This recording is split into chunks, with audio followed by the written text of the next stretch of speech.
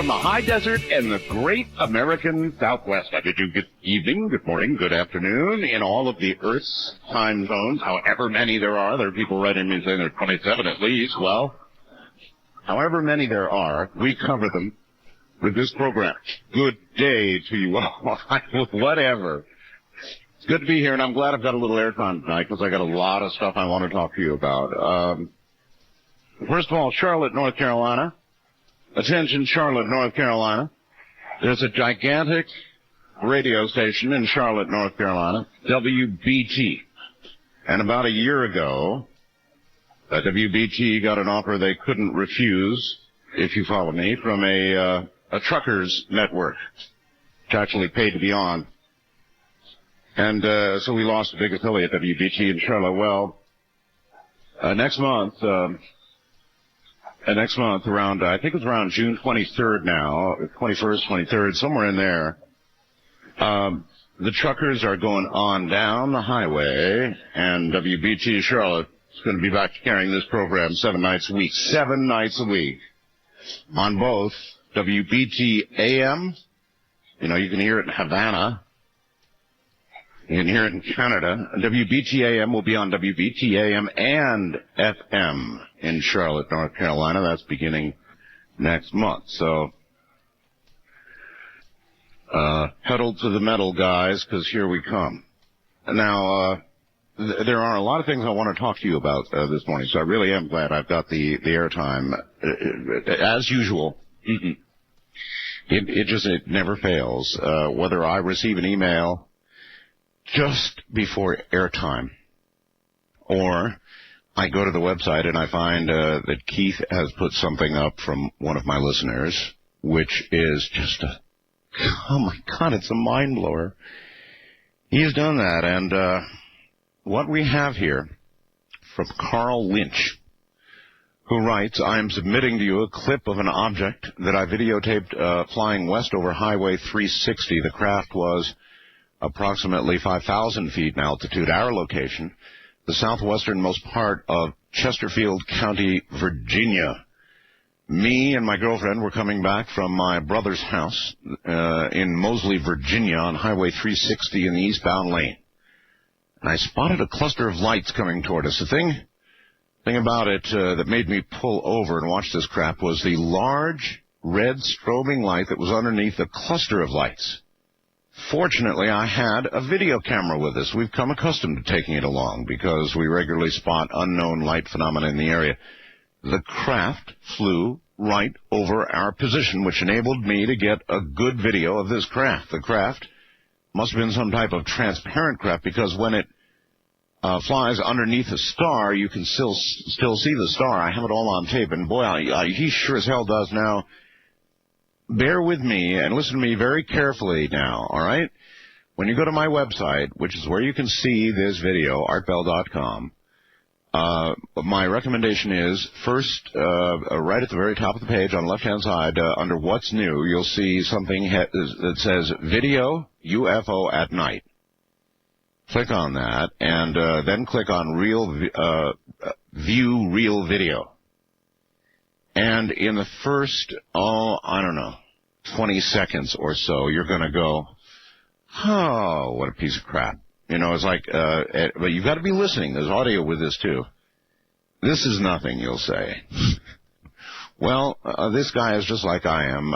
When he started the camera rolling, you know, and you're pointing up trying to get a shot of something at night, you forget you left the lens cap on. So you'll hear some discussion about the lens cap. And then he takes the lens cap off. Even then, you'll still say, oh, well, gee, just a blurb of light. Big deal. Looks like a star. Well, now, wait a minute. Maybe a little more than a star. Then, all of a sudden, Carl Lynch, and by the way, Carl, I would like to talk to you, so email me quickly with a phone number, and if you do, I'll put you on the air. Carl. If you'll just email me at artbell@mindspring.com with a phone number, or we can locate one for you either tonight or tomorrow. I don't care.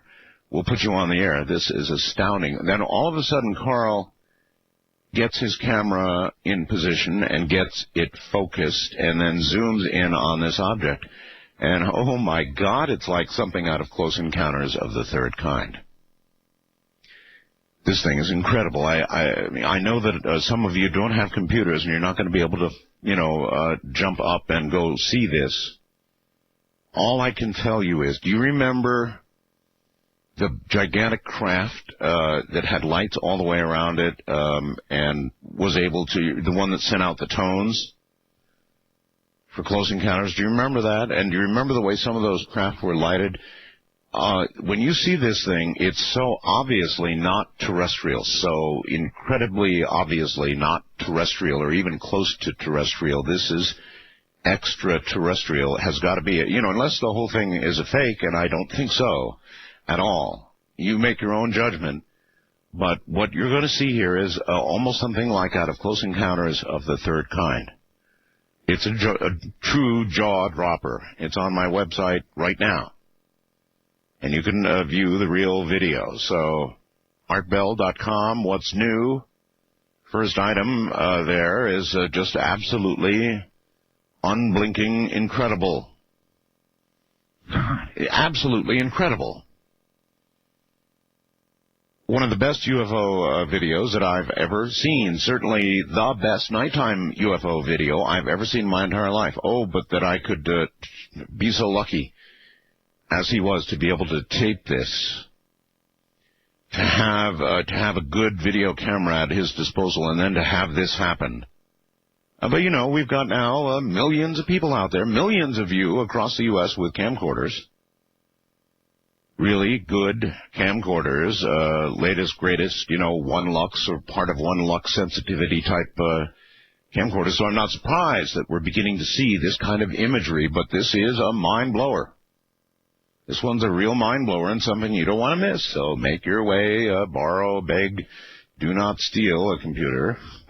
You can go to the library, whatever. Get to my website, and again, one more time, under What's New.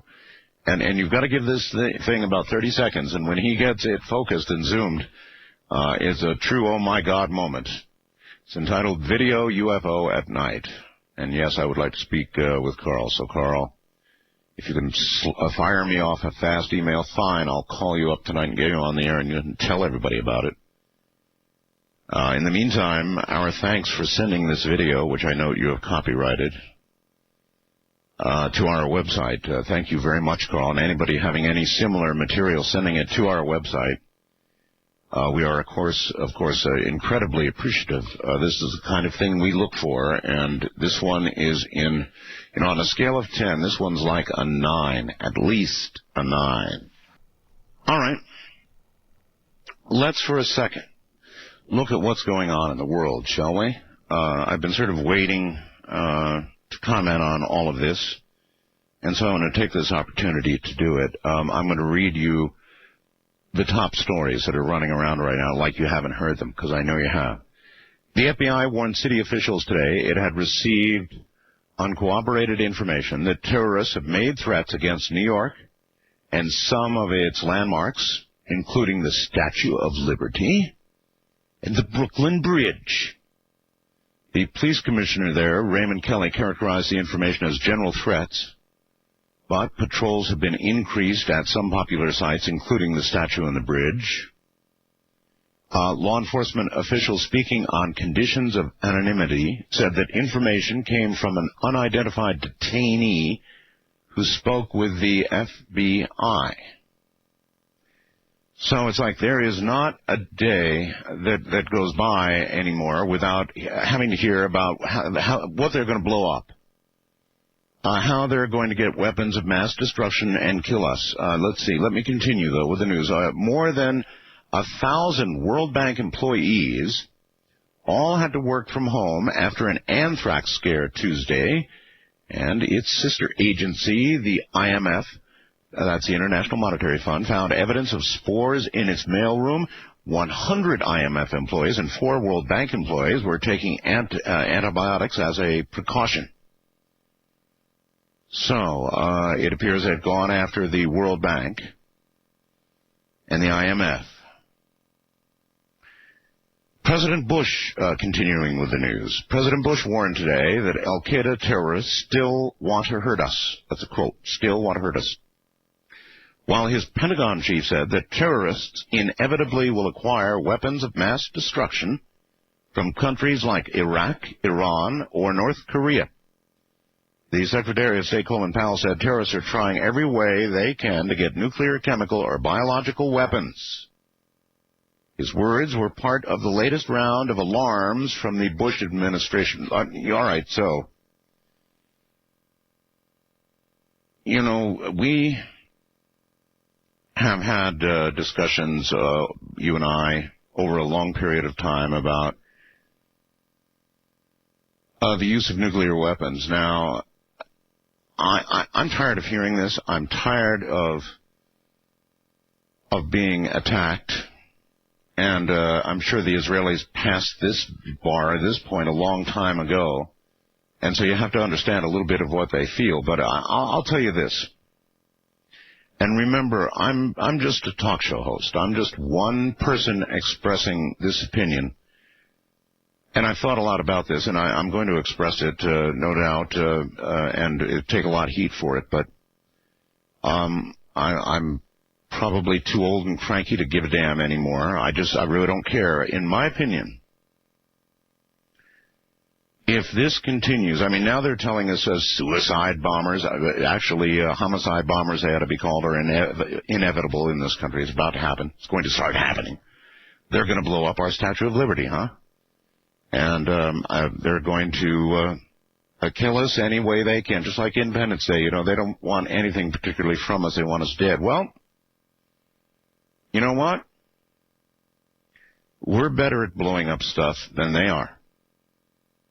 Now, maybe they think that we won't do it, but I'm suggesting that we should.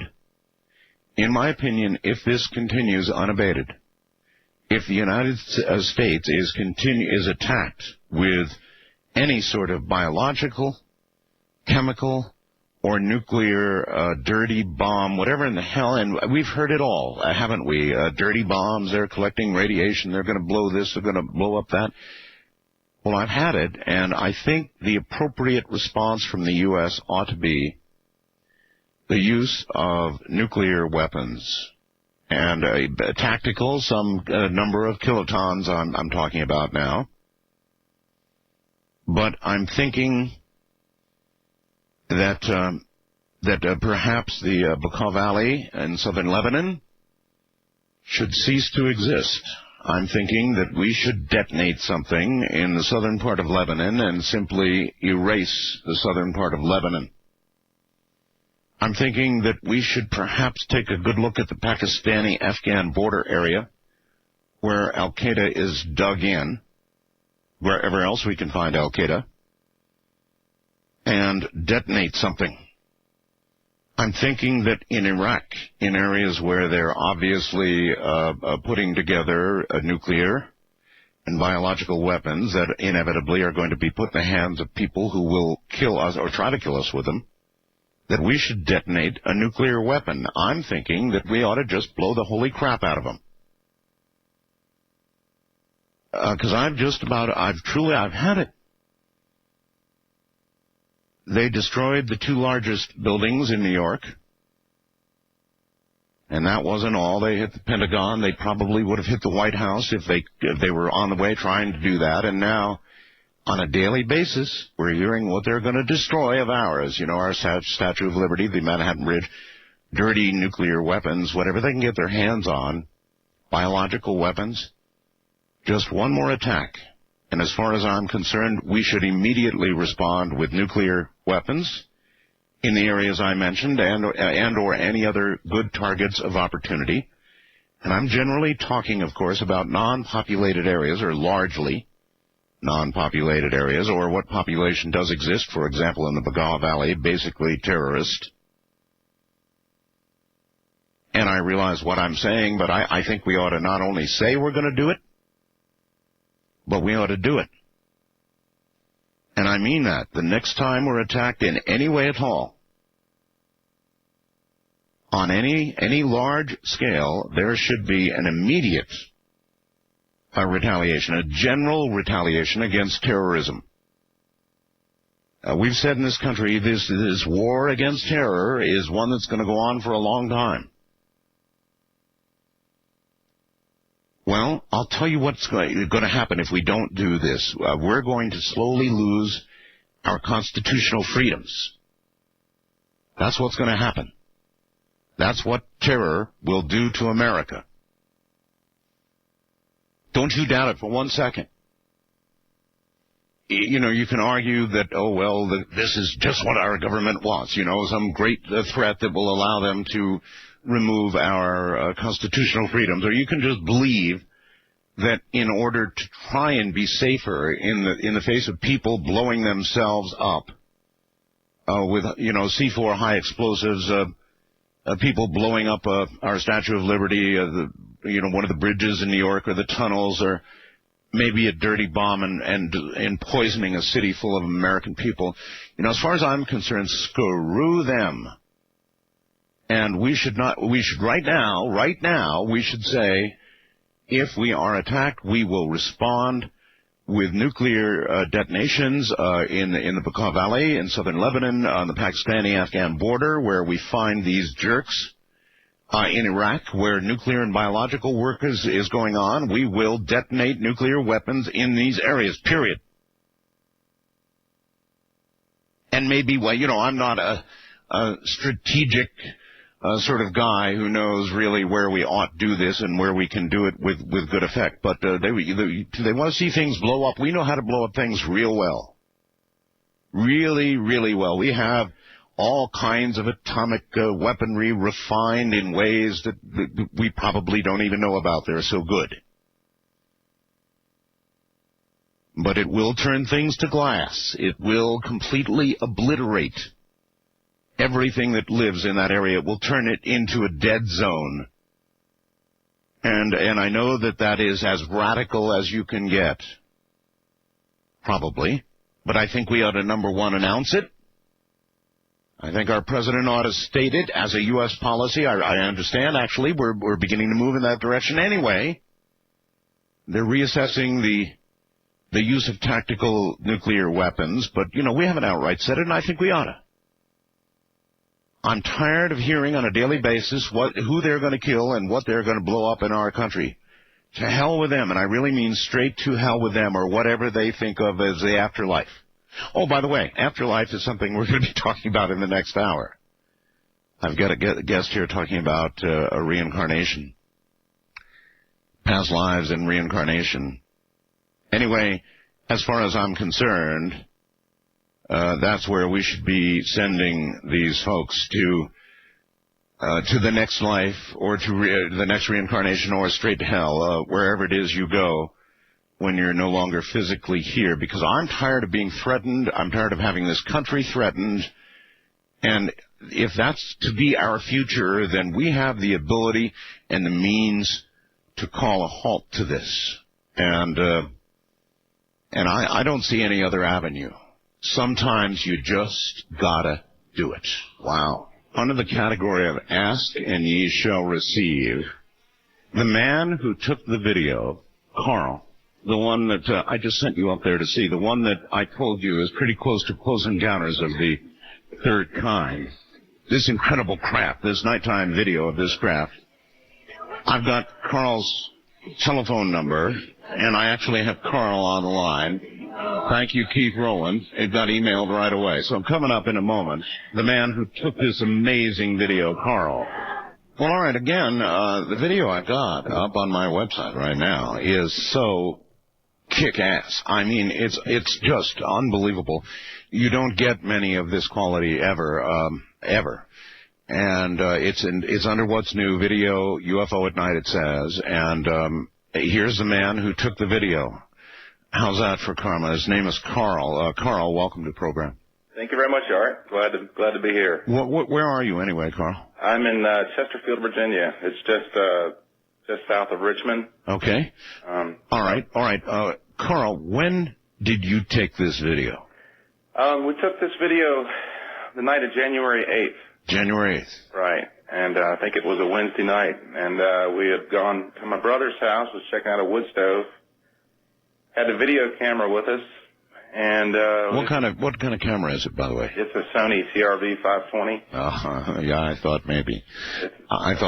Okay, and so you have, and why it was with you because you've seen other weird stuff? Oh yeah, I've got almost an hour of other objects. Anything up in this class? I mean, to me, I said on the air, this scene, it looks like something right out of Close Encounters of the Third Kind. Yeah, there's only one other clip, one other video I have of something that was doing flips over just right behind our house. All right. Well, that would cause you to begin carrying a video camera. I had one experience, too. I didn't have a video camera with me. I still curse that fact, but you did, and so... I remember your story. Yeah, okay, good. Anyway, so, in the beginning of the video, it's not real impressive. Right. I mean, you've got audio. I should tell everybody there is audio with it, so you can hear it as it's happening. And I love that. Carl did exactly what I always do, and that is I go out, and for the first couple minutes when I shoot, I realize later I have my lens cap on, and that's why everything is so black. Right. And there was apparently that moment for you, Carl? Oh, yeah. And the other thing, it was in night shot mode as well, and that's why it's green. Okay. And that's why when you see the cap come off, everything is kind of green, and I don't bother even with turning that off. Even then, at first, it only would seem to be a dot of light, almost a star, it looks like, and you go, what's this? Yeah. Another sort of blurry, sort of non-distinct light, and, I get a million like that, Carl, right. And they never see the website, believe me. And my girlfriend was looking at it through binoculars. She was going berserk over what she was seeing, and I could see it with my eyes. I was just trying to get it focused with the camera. Oh, I understand. That's hard to do at night. It's really hard to do. And so you finally obviously got it focused, and then if I know the camera you have, so you have really good zoom, right? Mechanical and then digital, right? Right, that's right. So you obviously managed to find the object, you focused, and then you zoomed, it would appear.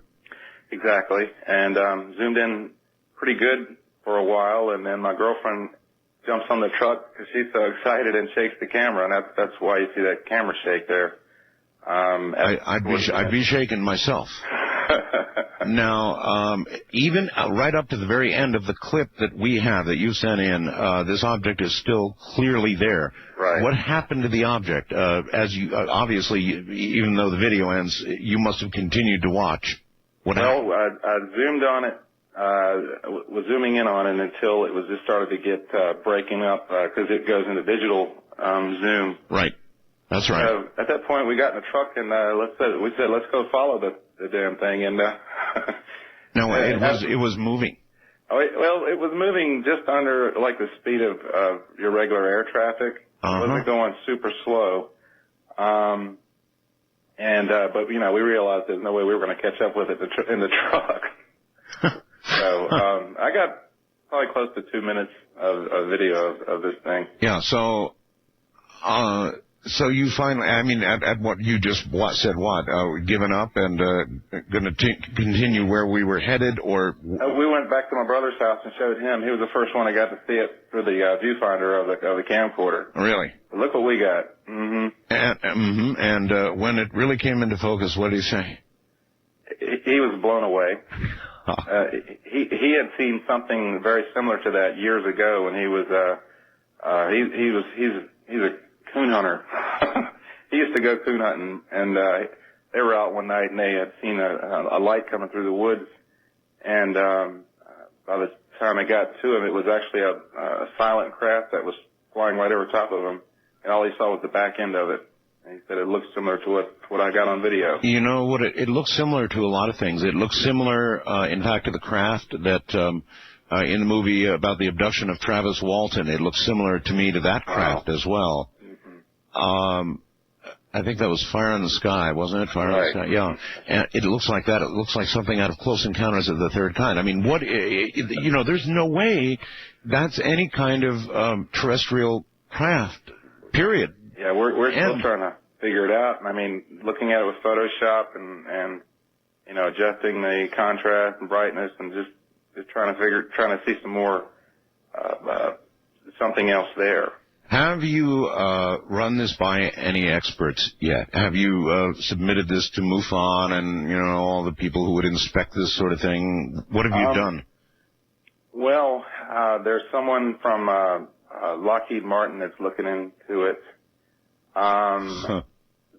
He's supposed to be checking the FAA records to see if there's any reports of unusual craft. I'm waiting for that. Other than that, no, I haven't submitted it to any experts. Well, you have now. That's good. Hopefully we can figure this thing out together, hopefully. Were there any additional effects that anybody who was near this experienced? No effects. There is if you listen to the audio closely, see the downside of the clip that you guys are seeing is I have to bring it down to real audio, which is compressed. Oh, I understand. So the video itself is going to be really much sharper. Oh yeah, a whole lot sharper. Yeah. Well, because this thing is it takes up normally 75 megabytes of if you have it as an MPEG file. Of course, yes. So then you're looking at a 1 megabyte file. So it's quite compressed. Right. So it looks a heck of a lot better, and on tape. How has this, I'm curious, to have such a incredible sighting, I'm wondering how it has affected you. Well, it hasn't really affected me, made me any different because, I've been seeing, that's why I bought the camera, because of the things I've been seeing. And instead of telling people about it and they going, well, it's just probably a blimp or a plane or whatever, I started videotaping it. Yeah, it's like Fish Story, Right. So now I can say, I've got it on tape. Except you've got it on tape. That's right. All right, Carl, listen, I've got your number. Yeah. All I can say is, for having a camera there, buddy. Thank you. Let's stay in touch. We're going to get a lot of feedback on this video, I can tell you right now. I think if more people keep their eyes open, they would catch some strange craft themselves. Keep the camera by. Thank you very much, Carl. Thank you. Talk to you soon. All right, that's Carl, who has the video that he's, as he points out, it's compressed, and the real McCoy would be about 50 megabytes and would take you several hours to download at phone line type speed. So obviously we're not going to put that up. However, what is up there is just a total mind blower. I mean, this guy has caught what, in my opinion, is virtually straight out of Close Encounters of the Third Kind. Anybody else out there have any differing opinions? I'm sure we'll get lots of opinions. Why, there's as many opinions as navels out there, so that's fine. We'll get lots of opinions, but I'm telling you, this one's high on the scale, 9 or 10 on a scale of 10. I bet about the only way that you'd get to a 10 would be to have this thing land and have some creatures walk out. Next to that, so we'll leave it at a 9. Next to that, this is at least a 9. 10 would be landing with creatures. Okay, that's all on artbell.com on my website right now. That's where you go, artbell.com. First item under What's New. And I can almost hear the bandwidth getting sucked away. Again, bear with it. You think you're just seeing a star for a while, and then all of a sudden, there it is. And there are so many things. In fact, you look carefully, you can see what appears to be a jet or something goes streaking by. But then he gets a real close-up of these. Oh, man, what a video. All right, let's take a few calls, shall we? East of the Rockies, you're on the air. Good morning. Hello? Hello there? Hi, are you here? Yes, I am. I don't know what you're doing over there, but, okay. Yes, I'm here. Okay, very good. Welcome, sir. How are you tonight? I'm okay. How are you? Well, pretty good. I agree with you what you said about the war. Hold on just one sec. I finally see what's happened here.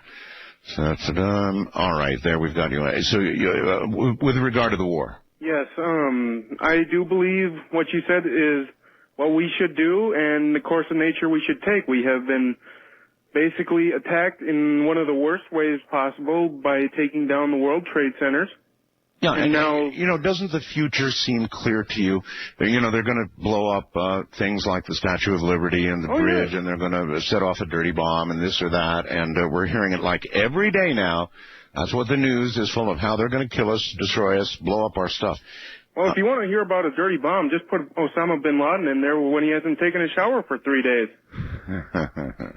I mean... Yeah, it's not just Osama. See, they're right about that. This is much wider. This is the little rats in the Bokal Valley. This is Saddam, and we're going to have to deal with that. And then there's the Pakistani-Afghan border situation.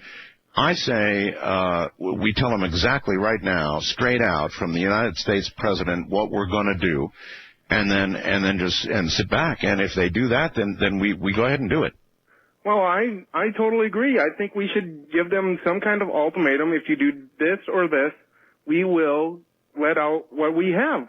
I mean, we got this huge arsenal of weapons that the United States government turns out, and why not use some of it too, you know?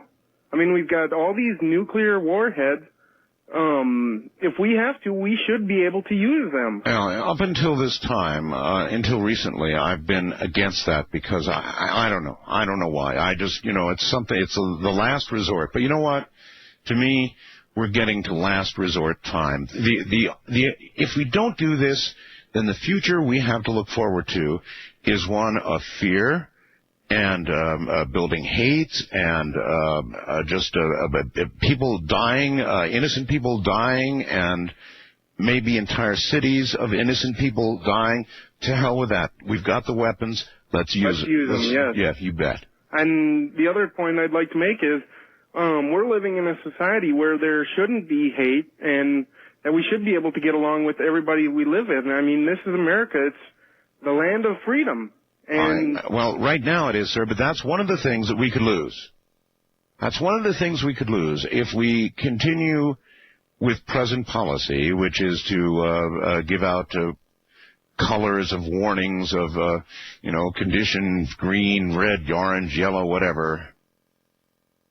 If we just continue on this road, we're going to start to lose our freedoms. And you can argue, you can sit out there all day and all night if you want to and argue that that's exactly what the government wants. And I know that a lot of people will argue that fine. Doesn't really matter. Fact of the matter is, one way or the other, we will lose our freedoms because we'll be trading it for security. And that means that a large part of the Fourth Amendment, for sure, perhaps even some of the First Amendment and the other amendments and protections that we enjoy are going to drive and blow away. Because that's the only way, short of what I'm talking about, that we'll be able to protect ourselves, or even try to protect ourselves. But it's cowering down, and it's going to be an invasion of the Constitution, and I'm not prepared to see that occur. So I'd much rather blow the hell out of them. We can blow things up much, much better than they can, and so we should begin doing that. That's my opinion. West of the Rockies, you're on the air. Hello. Hi, Art. Hello there. Hi, it's Maureen from San Diego. Yes. Hi, nice to talk to you again. I'm glad you're here. What's up? Thank you. Tomorrow night they're going to be showing David Blaine's Vertigo tomorrow night at 10 o'clock. Really? Yeah. Are you going to watch it? His levitation? Yeah, well, he's going to be on top of a building, and I think it's going to somehow fall down. He's going to be on top of a building and what? Oh, he's standing on this little thing they showed in the commercial, and I guess he's going to be standing up there for a long I don't know. He's going to be standing up there for a long time, and somebody's going to drop down the building. He's going to fall off. No net or anything. He's going to... How big a building? I don't know. It's like an ordinary office building. You mean many stories up? I think, yeah. So then he's going to die, huh? I don't know. Well, I mean, if you does he have a parachute? No. So they're saying he's going to somehow safely go from the top of the building, fall off it, and not get hurt? Is that the idea? Yeah. Have you gotten emails for it? Or? No. No? No, it sounds like he's going to die. Because they said in the commercial it's going to be live except on the West Coast. Live? You mean the video's going to be live, or the transmission will be live? Yeah. And maybe it'll be a video of David Blaine dying. Maybe. Well, I guess for David's sake, I hope he can do it. Yeah. If he can, that certainly will be rather impressive, won't it? Yeah. They say a human body hitting the street at not quite at terminal velocity sounds a little like a watermelon. Yeah. Getting squished. I wonder how he's going to do it tomorrow. Me too. Anything else, hon? Yes. And this and a catalog called Things You Never Knew Existed. When you had that the open lines about invisibility. Let me tell you. You know what's coming up? What? On Friday. The gal who wrote that whole thing that I read, Donna Good Higbee, is going to be on the program. That's actually coming up Thursday, not Friday. Thursday night, Friday morning. Donna Good Higbee on human invisibility, spontaneous human invisibility. Oh, that's good, because from this catalog, I bought this book called Invisibility and Levitation. We've had a really hard time tracking her down. Yeah. But we found her. Yeah, she wrote this incredible piece, and she's got a lot more. So she's going to actually tell us the stories that she knows about regarding spontaneous human invisibility. Oh, cool! Yeah. And in this book here, there's also has prayers on how to become invisible, and there's people that it tells of people who has become invisible a long time ago, and they also include a spell and a section here on how to levitate, and it's a really neat book. Well, I would be really, thank you very much. I'd be very interested. Sure, I'll watch, I guess. So he's going to go up on top of a building, stand there for a long time, and then fall off, is what she said. Now, I have no idea if that's exactly really what's going to happen, but if he falls off, it seems to me probably he's going to die. Now, maybe he knows something I don't. But it sounds like a big squish thing to me. Live, huh? I'm Art Bell. Stay in your seats. Well, as I said, and I want to emphasize again on my website right now, is a video that is 9 on a scale of 10. It's a nighttime UFO video, and it's you've got to stick with it. About 30 seconds in, he finally gets everything focused and zoomed, and it's like, oh my God. Close Encounters of the Third Kind. It's that good. It's under What's New, Video UFO at Night. Be interested in your opinion, definitely. To me, it's 9 on a scale of 10 and the best nighttime one I've ever seen, period. Coming up in a moment, one of our favorite topics in a lot of ways, and that is what happens when you die. Well, one very strong view everywhere is that you reincarnate when you come back. When you die, you don't exactly die. You reincarnate, and that's what we're going to explore. Brian Jamieson is here. He's a long-acclaimed master past life regressionist. He also is internationally recognized as a true pioneer in the field of past life therapy. After creating his own non-hypnotic method, that's interesting, non-hypnotic method of past life regression, in 1968, he went on to facilitate, more than 25,000 regressions and train nearly 2,000 others to become past life regressionists in the U.S., Canada, and Western Europe. Wow. In addition to appearing as a featured guest on numerous radio and TV programs, his research also has been cited by many other major authorities in the field, as well as in numerous national and international publications. Brian Jamieson, the subject of reincarnation, coming right up. All right, good. Here we go.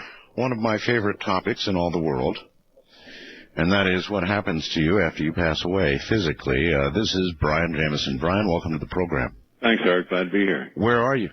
San Diego. San Diego. Oh, okay. Close by. Pretty close. You have been doing this for a very long time, apparently. 33 years. 33 years. The first thing I want to know is how you got started, why you got started. How did you fall into this? That's kind of the way it felt, like I fell into it. Yeah, sure. The curiosity.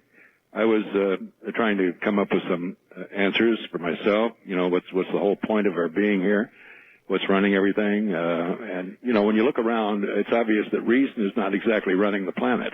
Huh. But I assume there has to be some intelligence and some kind of a plan. So I hope you're right. So do I. But I was looking at trying to understand how it can all work, because in the course of one lifetime, I don't care who you are, you're not going to get everything right, and you're not going to be able to do everything you have a desire to do.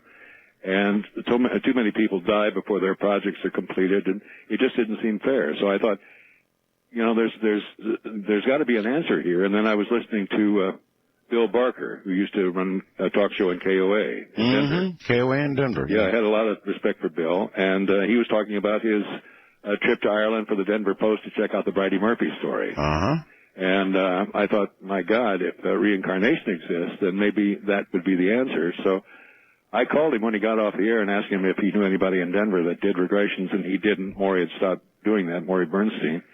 And so I decided to find somebody to do a regression, and about a week later I was at an agency party. I was in broadcasting at that time, and I met a lady by the name of Ann Spalding from California. And somehow the subject of reincarnation came up in the course of the evening, and she said, well, if you're really interested, she said, I can regress you. So we made a date. About a week later, she regressed myself and a friend of mine from Canada into two of the most boring lifetimes any two people could experience. Using hypnotic regression. Hers was, the basis of it was hypnosis with a dab of guided visualization, a little meditative technique, and affirmations. It was really a Duke's mixture, really. Okay. Well, you said a boring previous life. So the ones we tapped into were very boring, extremely boring. What were you? I was a blacksmith in a small town outside of Amsterdam. And the other fellow he'd been abandoned as an orphan. He was just thrown in. They used to have boxes to outside of monasteries to drop off kids, unwanted kids. Right. And that's how he began his, was being dropped off as a baby. And both of us, neither one of us were very bright in the particular lives. So it was not the kind of a life you're going to sit around fantasizing, you know. And in any case, Ann finished her work, and then I got regressed a couple of more times from her and asked if she'd teach me how to do it, and she did. And then I used her process for about 6 months, and I'd heard somewhere that anything you do with hypnosis, you can do without it. I don't know if that's true, but that's what I was told. Well, by now you know if it's true. Well, you know, like... I mean, can you as successfully regress somebody into a past... More so. More so, yeah. Well, then because they're in total control. So the answer is you do know. Well, that non-hypnotic techniques can do it, yeah. But, you know, some people can do things under hypnosis, like suspend themselves between two boards and have people jumping up and down on them. Well... I don't know. Yeah, I've seen that. I don't know. So anyway, the process that I use just popped into my mind about a week later as I was going to sleep, and I tried it. It worked, and we went from roughly, I'd say 20% successes to 90% successes. Really? And it's now 98%. Really? I'll miss on about two or three people a year. The rest, it doesn't matter whether they believe in it or not. As a matter of fact, the disbelievers are easier to regress. Yeah, it says you've facilitated more than 25,000 regressions. Huh. Quite a bit more. That's a lot of regressions, and you're telling me that 98% of the time you can take them back without a problem. Yeah, 98% of the people that I attempt to regress are successful. Yeah. Then you must have a lot of answers. First of all, well, let's see where to begin. How many lives is it possible, on average, to go back and look at? How far back can you take a person? Does it vary a lot, or some people? It varies from person to person, yeah. So are some people then apparently new souls, relatively new souls altogether? No, I think we're all the same age as far as the soul itself is concerned. You do? Yeah, like in the beginning, we were. Okay, well then, explain the age-old question that everybody asks about reincarnation, and that is, you know, we're now 6 billion plus people on the planet, so a lot of people on the planet. That's right. And so where the heck are all these souls coming from? Well, they can come from a lot of different places. This would fall right into your backyard because, you know, you're wondering about extraterrestrial life. Is there life out there? Yes, of course. And you're convinced, I'm sure, that there is. And what I've done, not by design, I certainly wasn't planning on it, but from the very early days, because I went into it open-ended. I didn't have any answers already that I wanted to get verified. I went into it cold turkey. And so we ended up regressing people into past lives that took place off-planet. Uh-huh. Or for that matter, out of this galaxy. Okay. Very common.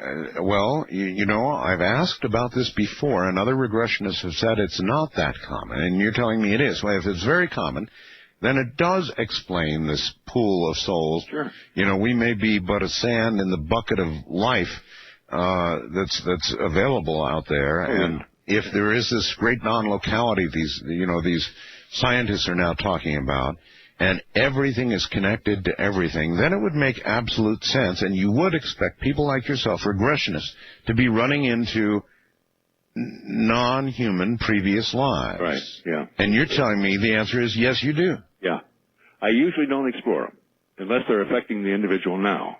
I usually don't mess around with the off-planet stuff. Why not? Well, because if it's not affecting them, why bother with it?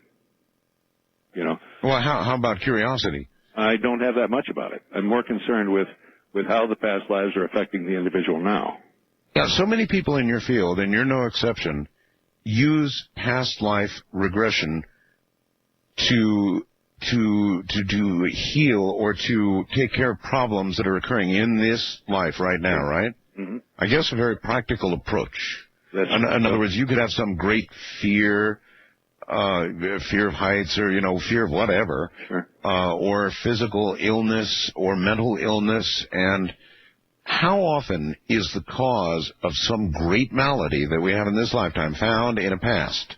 I don't have any statistics on that, except invariably if I'm dealing with somebody that has a phobia, whether it's claustrophobia or vertigo or whatever, a fear of little black bugs, it doesn't really matter. Uh-huh. Invariably, there'll be something that's happened to them in a past life that has caused that problem to exist. Now, something could have also happened in this lifetime to trigger all the past life fears as well.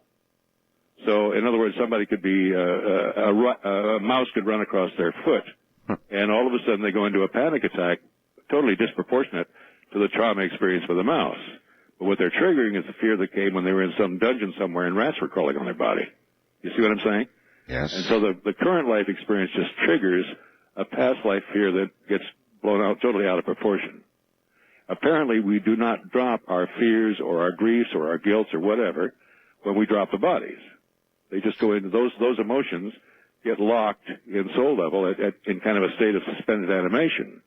And then when the opportunity presents itself in a later life, something will happen. They were killed at the age of 26, and so when they hit 26 years old, this time, it'll trigger the old past life trauma. Well, I can understand how all this would affect somebody's subconscious and therefore their present behavior from a past life. What I have never understood about the process of reincarnation, and you probably don't know the answer to it, or maybe you do, have some guesses, and that is, what good is reincarnation unless the consciousness that we have now is carried forth into the next incarnation? In other words, it seems like the past life is pushed back so far that you've got to go after it either with your method or hypnotic regression or whatever. It's hidden. It's not consciousness as we understand it. So what good is reincarnation unless your consciousness is carried forward? Well, in a way it is carried forward, but it's carried forward. In what way? Well, it's carried forward at a subconscious level, is all I can say. And at soul level, these things are carried forward and they manifest, and that goes for talents as well as problems. Do you think perhaps we are not meant? The reason that it's not with us consciously is because it's not meant to be. It's not supposed to be. We're not supposed to remember what happened to us in a previous life. Maybe that's the way it all works. Well, there are a lot of people that believe that. As a matter of fact, there's some Buddhist sects that believe if you explore a past life, you shorten this one. Oh, really? Oh, yeah. There are several, and Manly Hall, who's quite an authority in reincarnation when he was alive, definitely discouraged past life regression. And the reason that he discouraged it was because he felt you should spend your time working on this lifetime, not dawdling over something that happened 1,000 years ago. Well, he's got a good point. And so what do you say to that? I say he doesn't understand what past life regression is all about. Because it's like, what good, you live, say I live in San Diego, what good does it do me to travel to Western Europe and see all the world capitals and enjoy myself, learn how to speak Italian or something, then come back and spend the rest of my life in San Diego? What good is that to me? And I would say it's good because it has broadened your view of the global picture, and you'll certainly see the United States much differently after you spend some time overseas. Actually, I believe that so strongly, Brian, that I have thought a good use of taxpayer dollars would be to finance a trip for every U.S. citizen to some foreign country. It almost really doesn't matter, but they ought to see something, something of the third world at least. I agree completely. In order to understand what we have here, you really don't know until you go and see it for yourself, and then it's like a bomb going off in your head. And when you finally get back on U.S. soil, you're ready to get down and kiss it, and a lot of people do. You appreciate it a hell of a lot more. You're damn right. So, because the thing is, how we say, you don't want to judge that Indian until you've walked in his moccasin. Yeah. Well, that's what you do in a regression. You go back and you walk in the Indian's moccasins because you were the Indian. So you know how he felt because you've been there. And I'd say, what is it? Experience plus knowledge equals wisdom. Are we more likely to come back, if we're men, are we likely to come back as men or as likely to come back as women, or? We switch it. Or eat. 25 to 50%. Of the past lives, and I've never done a statistical readout on this. Yes. But it's running 25 to 50% of the past lives were as a member of the opposite sex. So it's like coin toss almost, huh? Well, there's a reason for it. And the one thing I've discovered is there are no accidents. There's a reason for everything, for every choice you make. And so if you're a female, there's a reason you incarnated to be a female at this time in human history. And the same thing goes for the race, the same thing goes for the nationality. I have, just to get this out front, absolutely no, what's the right word? I have no negative feelings about people in the homosexual community. They do what they do. I mean, they are what they are. But if reincarnation is real, and at some point somebody was a female in their last life, isn't it almost inevitable that if they reincarnate, that a part of what comes along with that subconscious transference is sexuality? And isn't it possible that may answer that nobody understands, why somebody has a homosexual preference versus heterosexual? Well, there's a chapter in my book on that. Is there? Oh, yeah. It's to be or not to be gay is the name of the chapter. And there's a reason. The reason varies as much as do the people being regressed into those lives. Huh. I mean, it runs the gamut. They could have had a heterosexual love in a past life with somebody. The only way they can be together again in some kind of a loving relationship, since they're incarnating as a member of the same gender, is to do it as a gay couple. And that's come up many times. In other times, that's incredible. Some of my gay friends are not going to like this, but you're going to find a lot of homosexuals that are homophobic. Huh? Yes. You're going to find a lot of homosexuals are homophobic. They hate being homosexual. Oh. They don't have a lot of truck with those who are. Oh. Okay? Now, why would somebody incarnate as a homosexual not to like homosexuals? And answer is because they don't have any choice. No, you have choice. You do have a choice. Most gay people that I've spoken with have said no. They have no choice. Once they incarnate, if they're gay, they're gay. Listen, they don't choose to be gay. Listen, we're at the bottom of the hour. Can you hold on? Sure. All right, good. Stay right there. from the high deserts. We're talking about past lives. Many past lives. I'm Art Bell. Good to be with you. In fact, it's great to be with you. Stay right where you are. May be that we all do it again. Again and again. That's what we're talking about. Past lives. We're talking about reincarnation. My guest is Brian Jamieson. If you'll stay there, we'll be right back. The book that Brian Jamieson has written is called The Search for Past Lives, Exploring Reincarnation's Mysteries and the Amazing Power of Past Life Therapy. And here he is again. You know, Brian, it seems to me that our sexuality is as strong a part of what we are, the totality of what we are, as anything else almost that you could name. I mean, it's one of the top, I don't know, 3 or 4 or 5 or something. Our sexuality is big time. So it does seem to me like there'd be a big effect from, if reincarnation is real and there are past lives, there would be a big time effect, and it might affect homosexuality and the fact that we don't understand homosexuality. Even the homosexuals don't understand it. Most of them will just tell you, look, I understood very early in my life, and it's just that way. That's right. You know, I've talked to them, and it's just like, as I am heterosexual and just love women, they have the exact same opposite feeling for the same sex. And, sure. And so do you think it's that big a factor?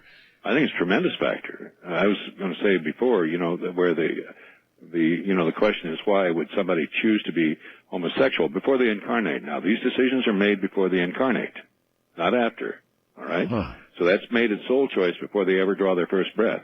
In soul choice? What do you mean in soul choice? Well, the soul is making the choices. Is there a period that we can document or that we understand anything at all about between incarnations? Do we understand what sort of time? I understand time there is perhaps not relating to time here. Correct, yeah. On the other side, but still, from the point of view of the regressionist, I would think that you could sort of document a linear period of time. In other words, if you jump to the last life, was it immediately from a linear time point of view prior to this life, or was there a buffer zone in there? That depends on the individual. When I began my work, it was not unusual, because we'd be going thousands of years back, Yes. And it wasn't at all unusual for somebody to be out of body for 1,000 years, because there wasn't much going on. I mean, you wake up in the morning, you go out and kill something to eat, and have a kid or two, and then you die. So there just wasn't much happening for thousands and thousands of years. So do you think there really were thousands of years that passed, or do you think that you might have missed some incarnations and just jumped? I don't think so, but then you never know, because it's a subjective experience, and you're taking sure it is, people's words for what they're describing. Of course, but in general, it would appear as though as many as thousands of years may pass before reincarnation. Now, but we're going back many, many hundreds of years here to get that kind of a break. Understood. Now, I find that we're popping back in. More frequently. The quickest reincarnation I ever bumped into, person reincarnating, was about 15 minutes. And wow. It was a female. She died in a boating accident in France and incarnated within 15 minutes into a 4-year-old boy who was being revived from a drowning accident in Biloxi, Mississippi. Holy Here's mackerel. the case of a walk-in where one soul, the soul of the 4-year-old boy, left, and the soul of the 17-year-old girl popped in and took it. Holy smokes. That's called a walk-in. Ruth Montgomery coined that term back in the 70s. Oh, yes. So that's a walk-in. And those are more common than you might imagine as well. People will go in, they've had a tremendous automobile accident or something, or they've gone into surgery, or they've had a big trauma, some kind of an emotional trauma. Right. And then their personality changes, everything about them changes. Do you think this is a choice actually made by the soul in question, for example, to come back that quickly, or do you think that there is some sort of rules and regs up there about when you reincarnate, how you reincarnate, and into what body? Oh yeah. In other words, you could just die to be rich and think, gee, it'd be nice to be a member of the Rockefeller family, see. But if you haven't earned the right to live in that lifestyle, then forget it. You know, they're not going to want you as a member of that family, and you're not going to fit there anyway. So that would be off the board for you. So you can only earn you can only have what you've earned a right to have, which I think is pretty fair. I do too. Now you can only have what you've earned the right to have. Yeah. But now the soul is constantly trying to find pleasure and avoid pain, right? So this sometimes comes up with why people will choose to be gay. They've been in a heterosexual love affair with somebody. That person betrays them or hurts them. Yeah. They don't want to get hurt like that again. Yeah. So I'll incarnate as a gay. That way I won't be hurt by women. You see what I'm saying?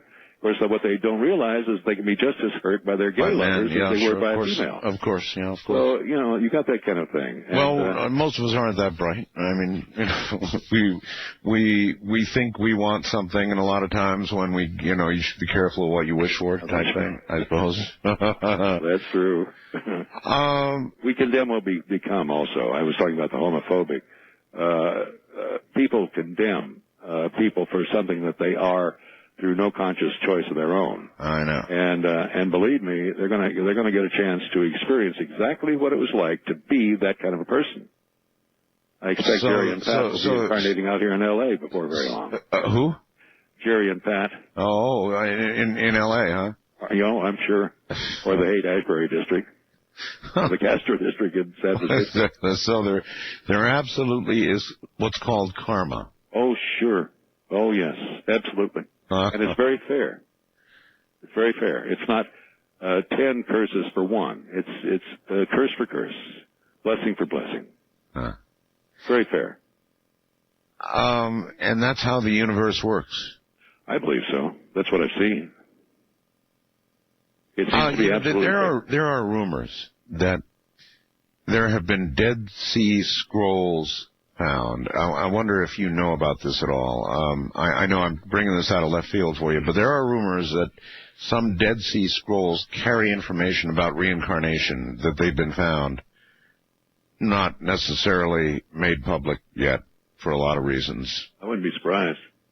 Now, I haven't heard it, but I wouldn't be surprised. Well, and we also know that at some point human beings sat down and essentially voted reincarnation out of the Bible. That's correct.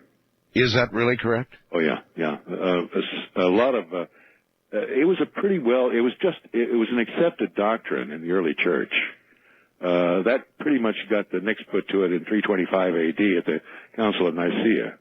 And then it was really tacked down at the Second Council of Constantinople under Justinian. What do you think those debates were like? Pardon me? At the Council of Nicaea. What do you think those debates were like? I don't know. I mean, you have a bunch of grown men deciding how many angels you can put on the head of a pin. You know, I don't think that's particularly enlightening. But they argued about everything, including the status of the Virgin Mary. Well, that's pretty serious stuff, though. I mean, writing out something as serious as reincarnation. And the motivation for writing it out was, in your opinion, what? Control. Control. Sure. Religion is it certainly is about control, isn't it? And if you think you're coming back, then you're going to be a nicer guy. As opposed to you die, you go to heaven and or hell forevermore, right? Burn or wing around up there among the clouds or whatever. I've never been to a funeral of anybody, regardless of how reprehensible they were. I've never been to a funeral of anyone where the preacher said, and I know Charlie's burning in hell right now. Everybody goes to heaven. What do you think about that? While we're on the subject, do you think there is a heaven and there is a hell? Well, I have found no evidence of a hell, period, regardless of what the person did while they were alive. Absolutely no evidence of hell. If there is one, I sure don't know where it is.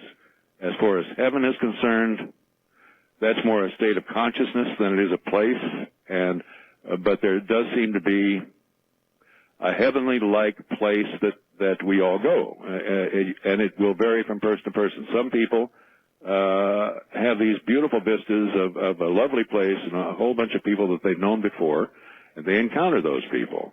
And then eventually they will move into the light, and then the next thing you know, somebody's changing their diapers here on Earth again. Well, you're going to have hell for control.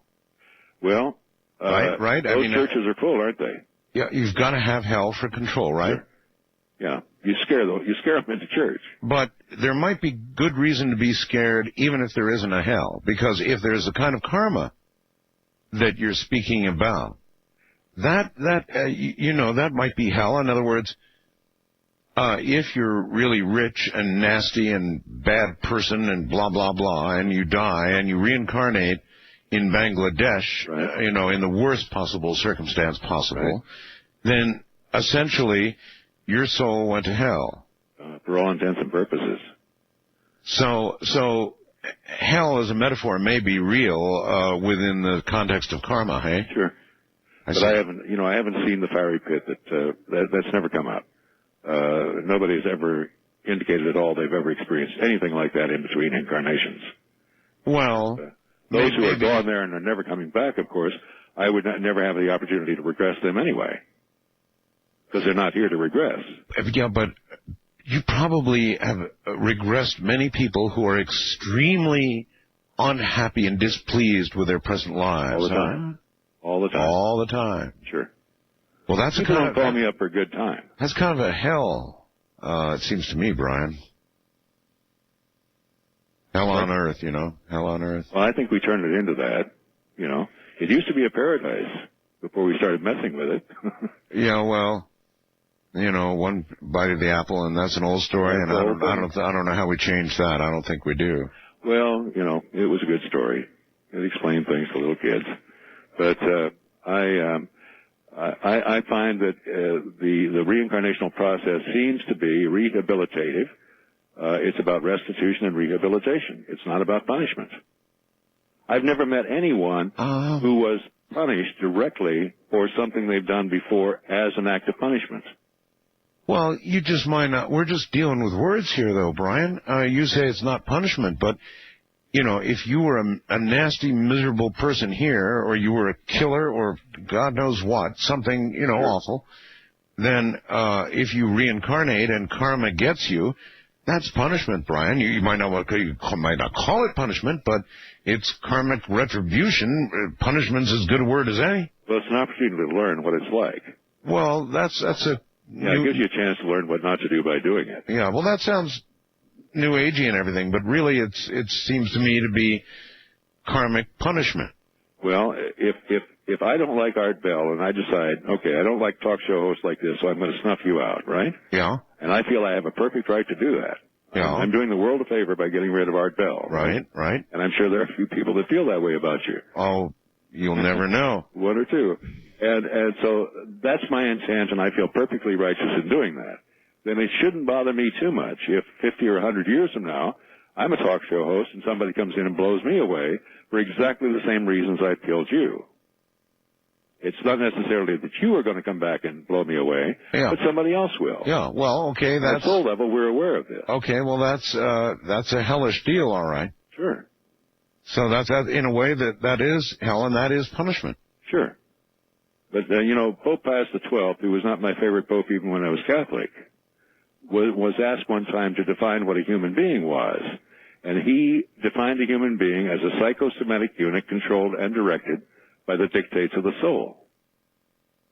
Huh. And I find that's absolutely true.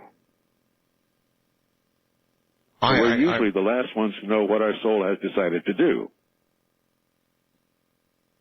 That's interesting, isn't it? But invariably, if some misfortune befalls you, one of the gestures is to clutch your breast and say, oh my God, what did I ever do to deserve this? Now, why would we all say that? Because we all do. And I would say you did something.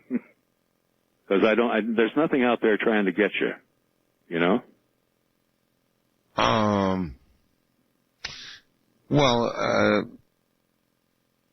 Yeah, there's karma. Sure. Yeah, there's this thing from a previous life, but it seems, it does to somebody in the conscious state who's not reading their subconscious in their past lives. It seems just like, what the hell did I do to deserve this? That's right. Exactly right.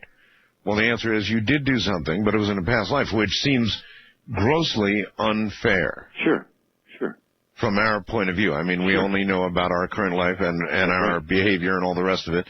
And it also would answer why so many bad things happen to apparent good people, huh? That's true. That's true. Is there a graduation from all of this, Brian? That's another question about reincarnation. Do you eventually graduate and not reincarnate? I wish I could give you a guess on that, but I haven't gone into it. It seems like as spiritual beings we are eternal, and we're either going to be being eternal in these fleshly costumes, or we're going to be living somewhere else in some other costume.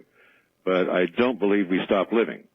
We may choose different forms, but not a cessation of life as a spiritual being. So we start in the light, we end in the light, and in the process I use, one of the things you do is tap into the light in the very beginning. So you've got light at one end of the tunnel, light at the other end of the tunnel, and in various meditative techniques, you tap into the light and become one with it there. So my feeling is it's very much like in the movie Cocoon, where they took off their costumes and there were light beings inside. Yes. That's us.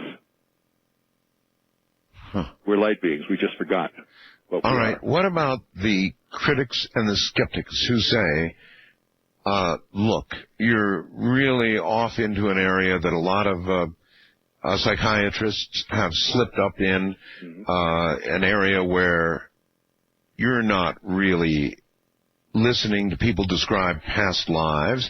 You're suggesting to them in a particularly suggestive state, sending them into their own fantasy mind, Right. Which is making up excuses for behavior in this life and laying it off on some sort of past life that they're making up because they think they're getting regressed. And so they're just making it up, they're fantasizing the whole thing. Okay. How do you know that's not what's going on? I don't.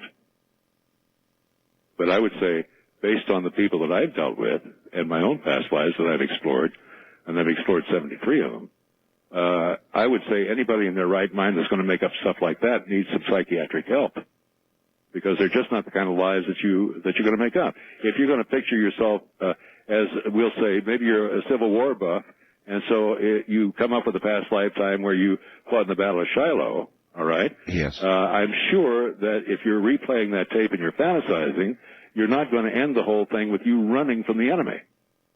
You're going to fantasize where you're the hero and you're killing the enemy, not running for your life. All right.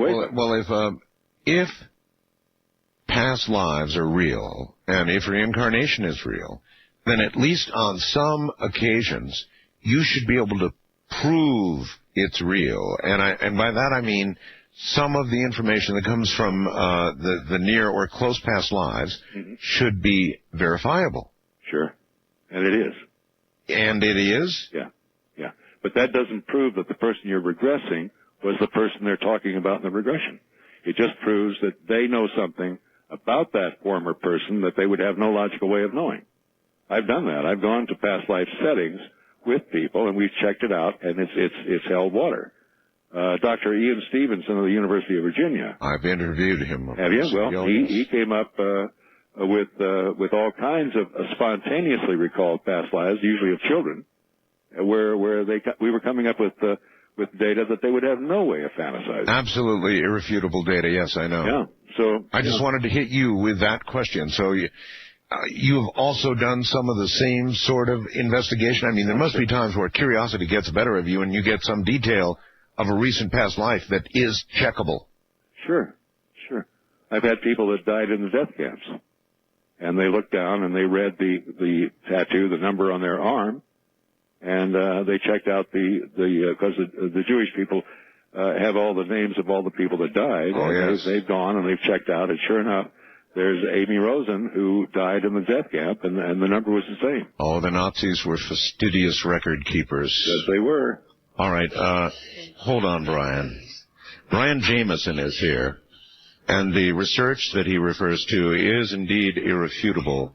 I understand that a lot of Christians who believe in the traditional heaven and hell don't even want to hear about anything like this, but there is a lot of irrefutable evidence out there if you're willing to look. KYNE. Once again, here's Brian Jamieson.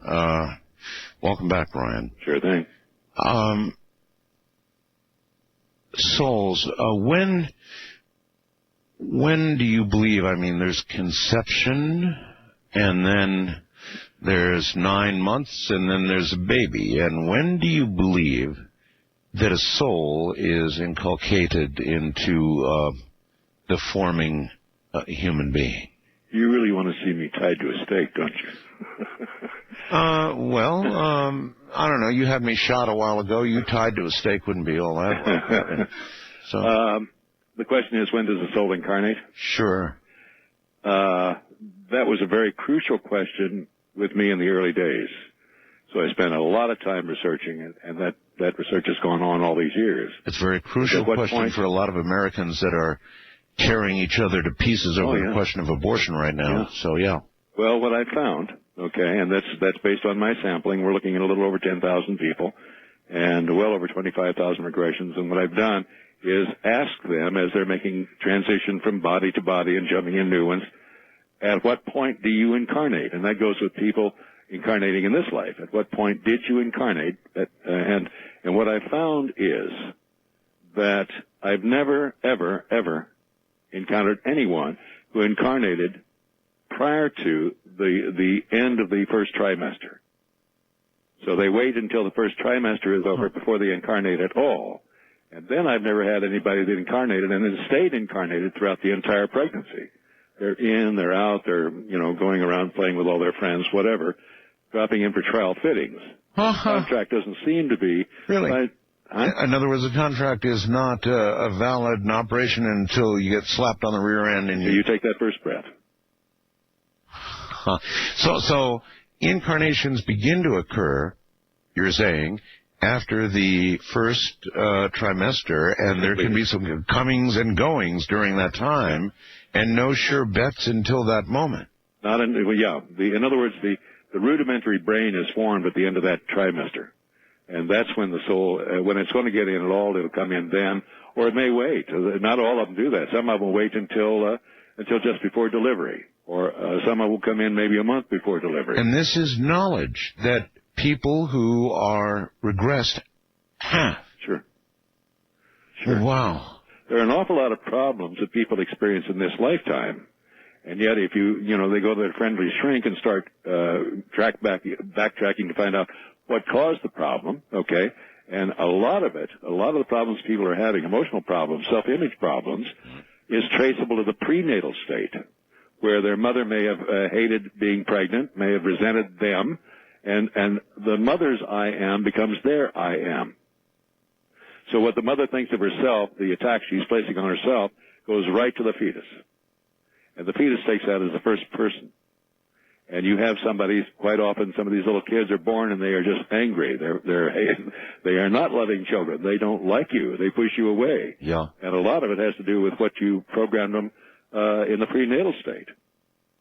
They're aware of everything going on. And then, of course, you've got the karmic history between the soul and its parents or parent. Sometimes we know our parents, sometimes we don't. Sometimes we know siblings, and sometimes we don't. I've had people in your line who have told me that you pick your parents. Yes, absolutely. You really do? Yes, absolutely.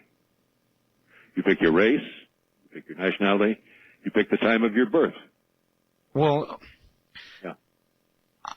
If all of that is true, then why do some of us choose to be poor and downtrodden and druggies and junkies and, who would choose to be that? If we get to choose, then... You get what you earn. I hate to say this. Well, I know, but karma's running into free will here. Boom. That's right, it does. And you can only make the decisions you've earned the right to make. So when you're talking about free will, I see. Unless you've earned the right to own that 57 Ford Mustang, then you're not going to get that. You're not going to decide to get one. I've got you. See? So it's whatever you have earned the right to make. All right, what about a child born with a birth defect or mental retardation? A child born with some horrible malady. Okay. Well, I mentioned a few examples of that in the book, but for instance, one guy came, he had a club foot. Yeah. And he was, what's the reason for the club foot? Because he was born that way. And it turned out that in World War II, he had been a German soldier fighting on the Russian front. And then we have that humiliating defeat of the German army. Yes. And he was walking back, okay, and it was freezing. And his feet just literally froze, and he couldn't walk anymore, and just grabbed a ditch and laid down and died. And to prevent that from ever happening again, come in with a club foot. They're not going to draft you. Well, that's true, huh? Yeah. The same thing with a guy that had a deformed hand, a horribly deformed right hand. He was snatched up off the streets over in London a couple hundred years ago, and was forced into becoming a pickpocket. He was just a child. He was not a thief, but he was forced into becoming a pickpocket. And he did that until he was 18 years old under the penalty of death if he ever stopped. And they ended up catching him and hanging him.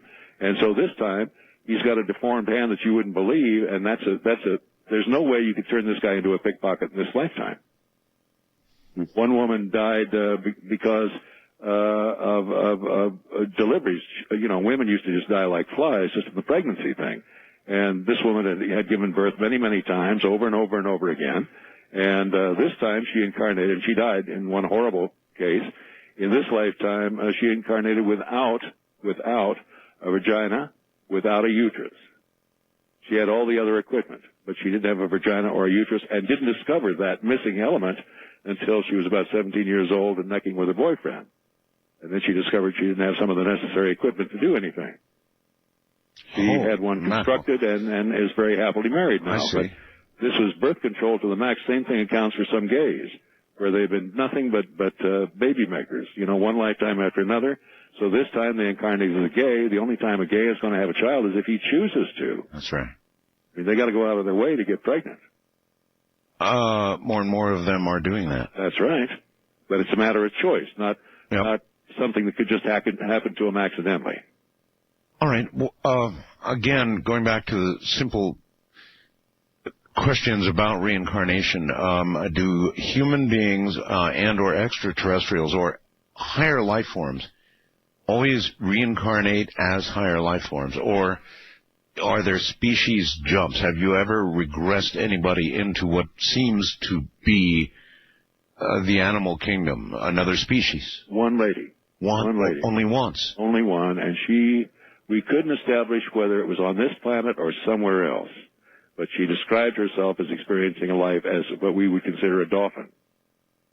But we could never tack that down as to whether that happened here or someplace else, because you get into the other realms in other galaxies, and in my lectures I tell people, next time you watch Star Trek, take it a little more seriously. Yeah. You know, because we have occupied some very strange life forms. We are still intelligent beings. This is particularly true of Aquarians, by the way. Almost every Aquarian I know or have ever worked with is having very strong influences from alien lives. Okay, well, this is obviously going to be out of your direct field, but I do an awful lot of programs on ghosts, apparitions, right, all the rest of that. Would you imagine, Brian, that these manifestations could be souls that are in between incarnations? Sure. Would that be a good guess? A very good guess. A lot of times you'll find souls that are just attached. You know, they just are attached to things, place where they live, their rose bushes, whatever. They don't want to leave them, so they'll just stay there. Then you've got other souls that will stick around, waiting until the kids are grown, you know, or that their husband or somebody finds a replacement. A lot of times disincarnated souls will arrange for a replacement of themselves in their widow or widower's life. They'll do a little finagling, if you will, to get these people together and to replace themselves. So you find that also. That's interesting. And it doesn't mean because they're out of body they're wise, you know, or any more wise than somebody in the body. I think that's a mistake that people make, is they assume because they're talking to a disincarnate, the disincarnate knows more about life than they do, and that's not necessarily true. When I played a piece of bumper music I thought was interesting, Top of the Hour Dream Lover, and at one point one line was, you know, I'll just go to sleep and wait. And there are people, there is such a thing as soulmates. I know because I'm married to one. Sure. Now, I had a previous marriage, and it was nothing like this one. I mean, when I met my wife, I instantly knew. I knew she was going to be my wife. I knew it just bam, like that. Oh, you're lucky. Like a sledgehammer hitting me, and I knew she was the one, and she was my soulmate and is my soulmate. And I wonder, you know, love is probably, maybe, the most powerful force on the planet. And so I wonder, as people reincarnate, there are some who have had this soulmate experience here on Earth, and I wonder how that affects their search, you know, as they come back. I mean, they're looking for this person, this one soulmate of theirs, consciously, subconsciously, any way you care to name. They're in search of that person. How many managed to find that person reincarnated? I think, well, it depends on the couple involved, but if you have an appointment to keep with somebody, yeah, there is no way you're going to miss that appointment. No way at all. I mean, you can make a lot of money writing books about how to find your soulmate, but I'll tell you, if you've got an appointment with a soul out there to meet them in Bayonne, New Jersey, you're going to meet them in Bayonne, New Jersey. That's it. Bayonne. Yeah. So, you know, there's free will involved here, but it's within the context of a master plan. In other words, you've got a soul family, if you will, maybe a father, a mother, kids, a boss, school teachers. Yes. And you all decide to get back together and play this charade this time. And for you to make your decision to go on stage with this group, they have to make the decision to let you. So it's like a Japanese board meeting. Everybody agrees to do this by consensus, and then they get together and act it out. So that's pretty well determined before you get in, but you're part of the determining process. Well, these are the things that drive us in life. Our sexuality, our love. You notice as a man I make a distinction. There's sexuality and there's love and sex. And sure. But there's this soulmate thing, and oh my God, it's so strong. Yeah. That it would seem to me to be one of the major things that you would pursue from one life to another. And I suppose for some people there would be material things that people who, for example, you mentioned a little while ago, they're so attached to the house they have or where they live or their environment, sure, that when they pass and until they're incarnated again, they can't leave it. That's true. They don't choose to. Do you uncover that kind of thing in regression? Yeah, sure. You when do. It comes up. It does. Yeah. When it comes up, I'll deal with it. I deal with anything that comes up, but I don't. Usually they have a reason. There's some reason why they call me. There's some reason why they are willing to go through 4 or 5 hours of regression work, and it's usually something bothering them. It usually has not. If everything's going just wonderfully in their life, they're not going to call me. You know, they're just not going to do that. You don't call a dentist unless you have toothache. Oh, that's for doggone sure. So the whole idea is to get back on the horse that threw you, and then be free of it and go on and do something worthwhile with your life. In fact, I'm numbering that. I usually don't call the dentist until I'm all swollen up. Me neither. Which reminds me, I got a bad tooth. You know, and oh, do you? Yeah. Sorry about that. And then you go in, you open your mouth, and they go, "Oh my God!" Why did you come in sooner? That's right. Where have you been? Do you realize you're putting your life at risk here? You could have a heart attack. They usually tell you that kind of stuff. Well, I find that we bring talents with us as well as you know. You think so? Bad garbage. In other words, musicians tend to drift that away again? They can, yeah. If they're not done, you know, if they're not finished with it. In other words, it seems like there's no unfinished business. So if, you know, you have a desire to do something and you're not very good at it one time, you'll come back again and pick it up where you left off and continue until you develop it to a point where you're willing to let it go and go on to something else. But arts and basket weaving, painting, that kind of thing, that comes up often. And people are able to reclaim those talents, which I think is pretty exciting. Now, I don't know whether this means anything. It may mean nothing. But when I was a child, very young, as soon as I could crawl, my life has been radio and electronics. I mean, from the time I could first begin to take apart my mom's stuff until this very moment right now, all my life, dedicated, just immersed in, crazy about radio. That's just been me. And there was never any wondering about it. There was never any development. It just was from the very beginning, from my earliest memories of Brian. That's all I've been all about. That's still all I'm all about. Right. So how come so many people don't know what they're all about? They're drifting. A lot of kids you ask today, what do you want to do? What do you want to be? Well, I don't know. Yeah. I have no idea.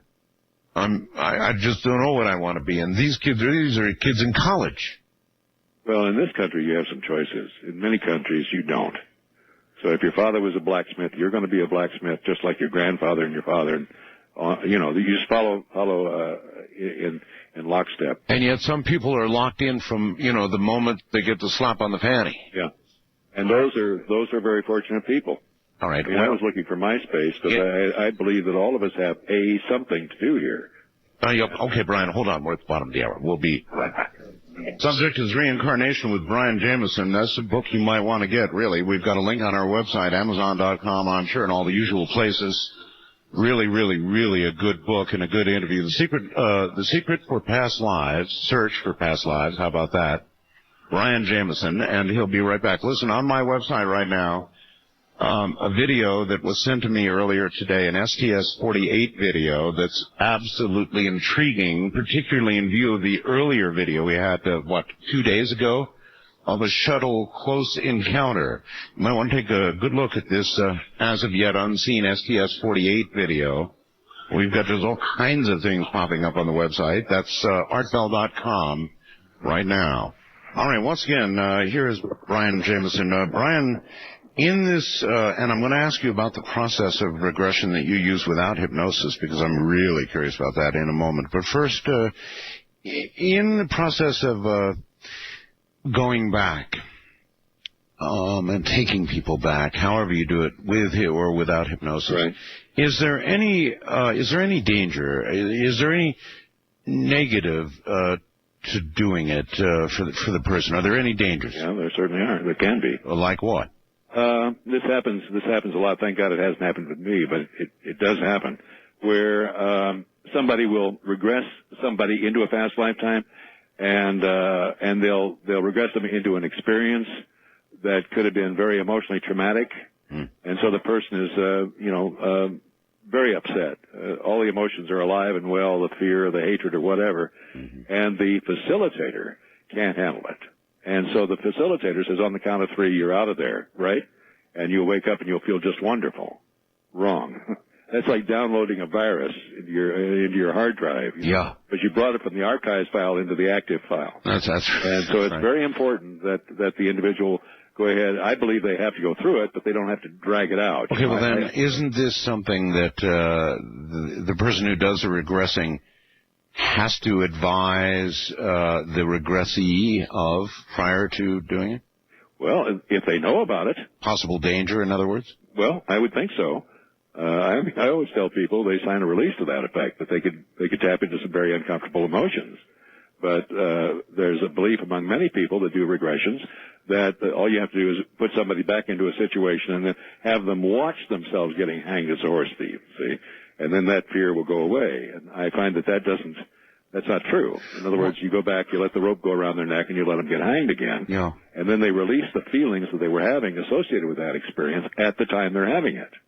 And then it goes away, and it doesn't come back. All right, well, I always thought it was true of hypnosis that, in fact, you said it a moment ago, you can tell the person, you can give them a post-hypnotic suggestion that they will, they're going to come out of it, feel fine, not remember what they just went through, not have any conscious memory of it at all. That's true. And that they don't have any conscious memory of it. It just goes right into the subconscious. But it must be in a more upfront place, because you're suggesting there's... You told them to bury it. You told them to bury it, but you said... even though you told them to bury it, they might not, or it might be... And it can affect them. It can affect them. So you really don't bury it the way you say you are. Well, not really. I mean, if you're talking about getting rid of it, that's certainly not the way to do it, in my opinion. I mean, this is one man's opinion. But I find that the releasing process that I use seems to work because, people will have phobias or whatever They'll go through, they'll do the releasing thing, and whatever the problem is, in that regard anyway, it goes away. All right. Well, let's talk about, I understand how this is done with hypnosis. How is it done, Brian, without hypnosis? How do you regress somebody without it? Well, you're using the imagination. You have to get the ball rolling, right? But then once that's taken care of and you get them into the past lives, then as far as the interview goes, it's about the same whether you're talking about hypnosis or non-hypnotic technique. You know, what are you wearing? What are you doing? The thing is, you don't suggest how they're going to feel about it. You don't suggest how they're going to feel about what they're doing, or it's like my clients are about as suggestible as Missouri mules. You know, I may think it's a wonderful idea for them to get over their claustrophobia to go get trapped in a mine somewhere and die back there 150 years ago, and every so often a person will say, no, thank you very much, I'll keep my claustrophobia. So they're always in a position of informed consent, making conscious choices. So they're not, you're not at the mercy of the hypnotist here. So you're telling me you can take somebody who is a skeptic, somebody who is, you know, goes, oh, this is foo-foo, sure, baloney, sure, and you can sit that person down and you can take them into a past life and they don't think it's baloney by the time they're done. No, quite often they think it's a baloney after they're done with it. Oh, really? Oh, sure. I mean, during the process, somebody will be regressed into some past life, and they'll say, you know, I've got to be making this all up. And I say, well, what are you doing? Well, I'm eating gruel. Well, how does your gruel taste? You know, and it tastes horrible. You know, it's just not the kind of experiences that people would choose to fantasize. And at least half of the people that I regressed the first 10 years in doing this didn't believe in reincarnation and didn't believe in past lives. And some of the trouble with all this is that people have guilt about things they've done in this life. And so when they turn to fantasy, they in effect are punishing themselves. Now, that could be true, couldn't it? Sure, it could be. Anything could be true. I mean, I'm not going to, you know, stand on a stack of Bibles and say, no, I know that all these past lives that people have come up with are absolutely true. I would not say that because there's no way of proving it. Would those be post-Council of Nicaea Bibles, right? Pardon me? Those would be post-Council of Nicaea Bibles? I'm sorry, I can't. Those would be after the council. Well, it was a joke. I'm sorry. Brian, give me a percentage of, in other words, you've done this many regressions, so are you 50% sure that this is real, that reincarnation is real? Are you 75% sure, 90% sure? No, I'm about 100%, as close to 100% as you can get. I'd be a fool. You know, I'd be the biggest charlatan in the world if I kept regressing people in the past lives and I didn't believe in it. And there's not that much money involved in it, quite frankly. No? No. I would think that ridding people of, you know, the practical side of this, and I know that really deserves a lot more talk than we've given it, you know, the phobias and all the rest of it, that would be a practical application that would be worth a lot of money. Oh, yeah, yeah. And there are people that charge a lot of money. I just don't happen to be one of them. I didn't get in this business to make a lot of money. Kathy in Columbus, Ohio, sends to me on computer. She says, Brian should not insinuate that your material wealth is indicative of your soul growth status, which he has done now twice tonight. No, well, I agree with her. It has nothing to do with your soul growth status. I mean, some of the most elevated human beings I've ever bumped into are not wealthy people. They're very humble people. Paul in Florida speaks for many when he says reincarnation is a satanic lie according to the Bible, and he gives the Bible quote, you know, Hebrew and blah blah blah blah. Really? Yeah, Hebrews 10:27-28. You want me to read some Bible scriptures? No, please don't. I mean, but he expresses the view of many Christians that, you know, that the whole thing is satanic and a lie and baloney, because Christians think that you're either heaven-bound or hell-bound, and, you know, that's just the way it is. Right. Some Christians believe that. Many. Yeah. I wouldn't say all. And some believe it so fervently that they think it's a satanic lie. Oh, sure. Oh, sure.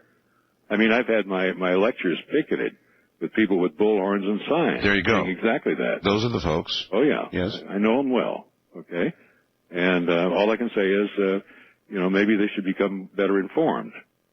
In your opinion, is hypnosis with regard to regression not any...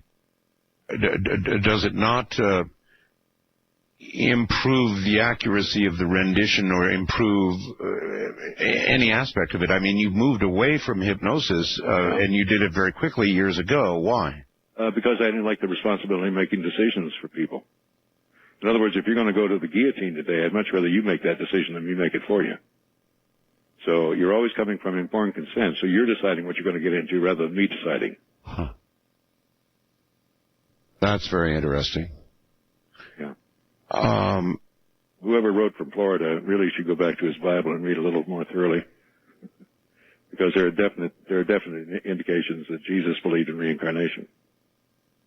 As a matter of fact, he could not have been the Messiah if there was no such thing as reincarnation, and that's something most Christians are totally unaware of.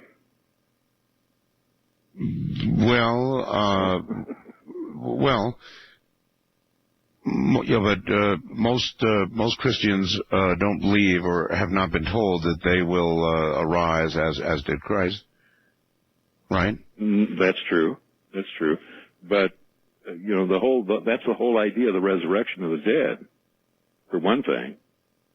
And I was told a long time ago that Jesus said what he meant, and meant what he said. Yep. And he told Nicodemus that he had to be born again. Well, Nicodemus was an old man. And Jesus said, basically, he just answered it. You got to be born again, and dismissed the subject, because I'm sure he felt that if you haven't gotten it by this time, fella, you're not going to get it until you come back. I have a relative, a very close relative, who has been into this for years, and she inevitably has told me that she has been, all kinds of famous people. The odds. Queens and princesses and just hard to buy stuff. I mean, early on you told me that your past life, the first one you had, very boring. Well, an awful lot of people have really grandiose past lives, and that really puts a kink in what... Well, they don't come to me for regression, because I don't bump onto that. You don't? I bumped onto a couple of artists that were artists in past lives. One of them an aspiring artist, another was an artist that couldn't sell any paintings. But that's the closest you've come? That's as close to a celebrity or somebody historically prominent as you could get. You haven't bumped both of them felt their lives as artists, which right now their paintings would be worth an awful lot of money, but at the time they did it, they thought they'd wasted their entire life. So you haven't bumped into Caesar or Cleopatra yet? No. Well, Cleopatra, yes. Oh, yes? Many years ago, back in Denver, and I asked her what her name was. She said Cleopatra, and I'm thinking, oh, sure you were, right? And so we go on into it, and it turns out that she was a water carrier. That's what she did, was carry water. And so apparently the Egyptians named their children after celebrities just as we do. She wasn't the Cleopatra. No, she wasn't the Cleopatra. Water-carrying Cleopatra. She was just a water carrier. Well, that's got the kind of the ring of truth to it. I mean, so then what do you say about all these people who make these claims about being these... Nothing. I mean, there's just too damn many of them. Well, I don't say anything about them. That's... People can think whatever they want to think.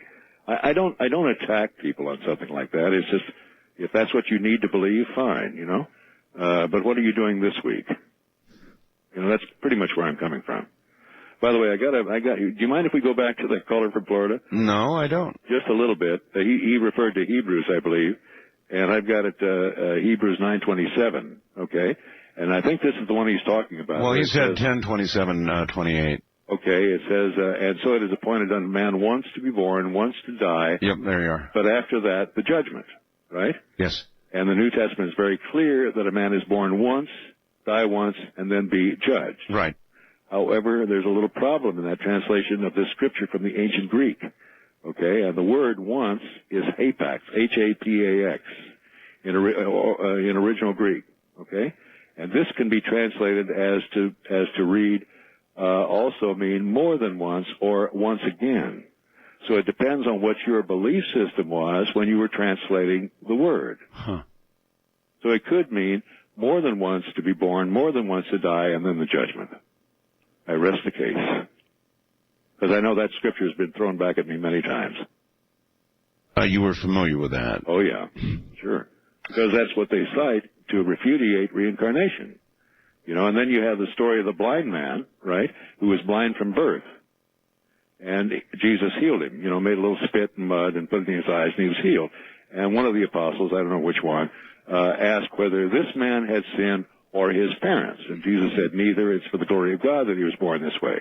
But the question itself is important because he was blind from birth.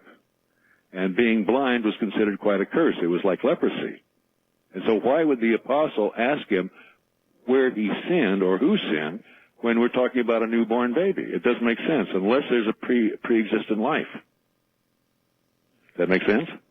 Yes. That's it. Close the book. I'm still not altogether sure, though, about... You seem not to believe there is, in essence, a graduation that... I mean, most reincarnationists that I've heard say that we are striving for perfection. Right. And that when that perfection is achieved, and when the lessons are finished, and all the lessons have been learned, then something else happens. Okay. No? Well, see, if somebody has reached that point of all-knowing of perfection, they're not coming to me for a regression. Yeah, probably not. You know? Good point. I haven't bumped onto anybody that has... I've bumped onto people in the past that have had profound spiritual experiences, that were extremely holy people in their time and place, and now they're in the blood, the mud, the beer with the rest of us. You know, they're working with their computer just like we're working with ours. Huh. So, you know, the idea that... So, in other words, you could have been a monk in a monastery in a previous life, and now you're knocking out video games for kids. Sure. As far as the pendulum swings one way, it swings the other. Really? So you could go St. Francis of Assisi in one lifetime and Attila the Hun in another, and be completely happy in either role. Attila thought he was doing the right thing. Oh, I'm sure he did. Yeah, the villains always think they're doing the right thing. Yeah, and they usually do it in the name of their god, too. Yeah, that happens, too. Yeah. So, rich one time, poor another time, male one time, female another time. What's interesting... God-fearing person one time, atheist the next time? Well, I bumped into atheists in past lives. Yeah, I bumped into atheists.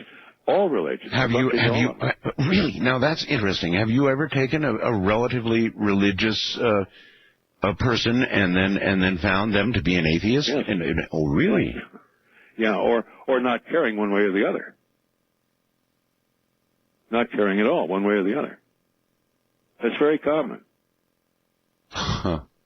But see, the thing that this is satanic work. I don't know what is evil about living. I don't know how that's evil. Well, I don't either. Your views are fairly dissimilar at some very important juncture points from other people who do the kind of work you do, aren't they? I have no doubts. But see, I haven't checked their work. I've made it a point not to read what everybody else is saying or doing in the field. I wanted to go in without any preconceived notions. Because I found that if you have a theory, you'll find evidence to support that theory. So I didn't want any of that. So it was cold turkey. If what I come up with is the same thing that Dick Sutton comes up with, and Helen Wambach came up with, or Edith Fiore came up with, if we all come up with the same thing, then I will assume that we're either all right or all wrong. All right. I'd like to take some phone calls if you're up for it in the next hour. Oh, okay, good. Then stick around. We'll do exactly that. My guest is Brian Jamieson. And it's interesting. I used to listen to other talk show hosts constantly, religiously, in fact, and I haven't done that in years. I don't listen now to other talk show hosts for that exact reason. I don't want that influence. I don't want to be influenced at all by what I think and therefore what I say on the radio and what I explore on the radio.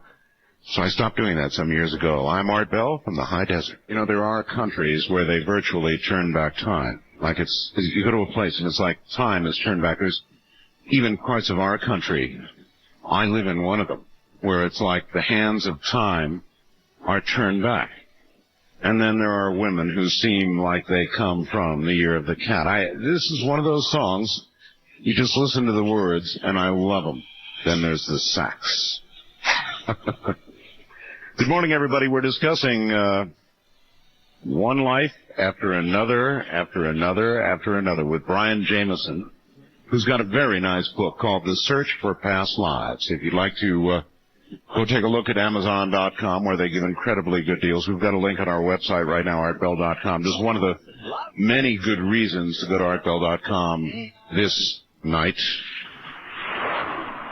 And that, of course, the sound following lightning. My guest is Brian Jamieson, and we've been talking about a lot of aspects of reincarnation. Brian, if you're ready, I'd kind of like to turn you over to the audience and see what happens. Fine. Okay, here it comes. First-time caller line, you're on the air with Brian Jamieson. I'm Art Bell. Hi. Hi, Brian. This is Ken. I'm calling from New Jersey. Yeah. I was just wondering if you've ever had any encounters with the philosophy of Hinduism, and that reincarnating over and over again is called samsara, which is kind of like a miserable process in which we keep being born and dying again. So in Hinduism, the process is to get free from that and return to the spiritual world, which is our true home. Right. Your question is? Have you regressed anybody who had a life as a Hindu? Yes, I have. Oh? And they're a little amazed. They're amazed that they're back here. You know?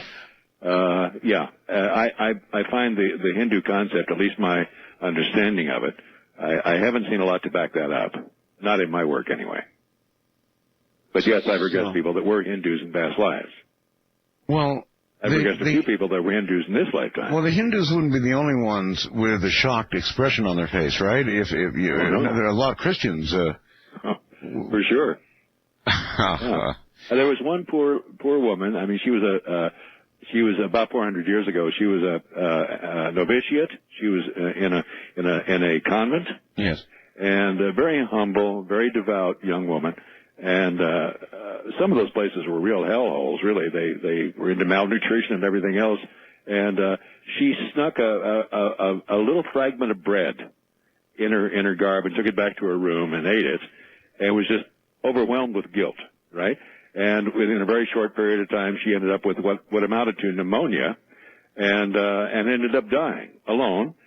There was no priest there to give her last rites, and she was completely convinced that she was going to go to hell because she had sinned. She had stolen this piece of bread. And, of course, she didn't end up going to hell. She ended up in Southern California. But, well, maybe she did. But anyway, this guilt had been bothering her all of her life. And it's just totally misplaced. So I bump onto that a lot, where people are feeling guilty about things they have absolutely no business feeling guilty about. And yet if you feel guilty about something, then you'll find ways to punish yourself for that. And it's usually needless. So, I'm a big one for letting go of the guilt. So in a way, we're forced to judge ourselves. Of course. That's the only judge there is, as far as I'm concerned. Well, that's controversial. We just stepped over line, didn't we? Yeah, of course we did. Well, that's all right. Wildcard line, you're on the air with Brian Jamieson. Hello. Hello, how you doing? Fine. Wow, your guest is holding up really good. You're playing devil's advocate really good tonight, Art. Thank you. Because I know you always talk about, you always wonder about, thinking, geez, is reincarnation, you swing towards that a little bit yourself. But anyway, I was sort of wondering, there's something that happened to me a little while back. My friend, he had a cat, and I've known him for years, and the cat used to stare at the fish tank for years. It'd just sit up in a certain spot and stare at the fish tank and watch the fish all the time. Right. It got old after a while. It passed away, right? And they got rid of the fish. And then my friend, he got a new cat, and it would sit in the same spot, stare at an area where the fish tank was for hours on end. And I told him, I said, look at that. There's nothing there. It's staring just like the other cat. And I was wondering, does this pass on to our pet? Do animals reincarnate? Because that was really eerie, because the cat did it all the time. That's a great story. Apparently they do. So they don't. I haven't found any evidence of animals reincarnating as human, But I'll bump onto people who have had the same cat or the same entity as a cat for thousands of years, or dogs or whatever. Yeah. Yeah, and they seem to do the same exact things, have the same little traits, and they never even knew each other. It's just like we got a stray cat, another one stray cat, but it stared at the same spot where the fish tank was, and it was no longer there. And there's no reason for the cat to sit there all the time staring at one spot. No, animals, from what I've seen, animals do reincarnate, but they don't come back as human. Okay, great. That's remarkable. All right, thank you very much. The story about staring at the same spot, that's incredible. My wife and I are cat people. We have 4 cats, and we are of the view that that's a whole nother show. But anyway, I just think that that's true, that these animals do come back, and they do find you the way soulmates find each other. Somehow they find you. Yeah, no question about that. East of the Rockies, you're on the air with Brian Jamieson. Hello. Hello? Hello. Hello, Ward. How you doing? Okay, yes, fine. Brian? Yes. You made mention of walk-ins, you know? Of what? Of walk-ins. Yes. And I am such a person, and I've been troubled by that for years. And I've often wanted to go to someone to regress, but I don't believe in them. Most of them are fakes, the way I see it. What's your feelings on that? Me saying I'm a walk-in, I would want to go to someone to verify that I am who I am. Well, I'm one. Oh, are you really? Yeah. Oh, that's good. I'm Elijah. You poor man. Yeah, I know. That's the and laugh. Jesus has got to be right behind you here. Pardon? So I say, we're waiting for Jesus to return, but first Elijah must come, you see. Yeah. So if you're Elijah, I think we better all start looking up. Well, yeah, but, But no, that's, pardon? That's more common. That experience is much more common than you might think. Well,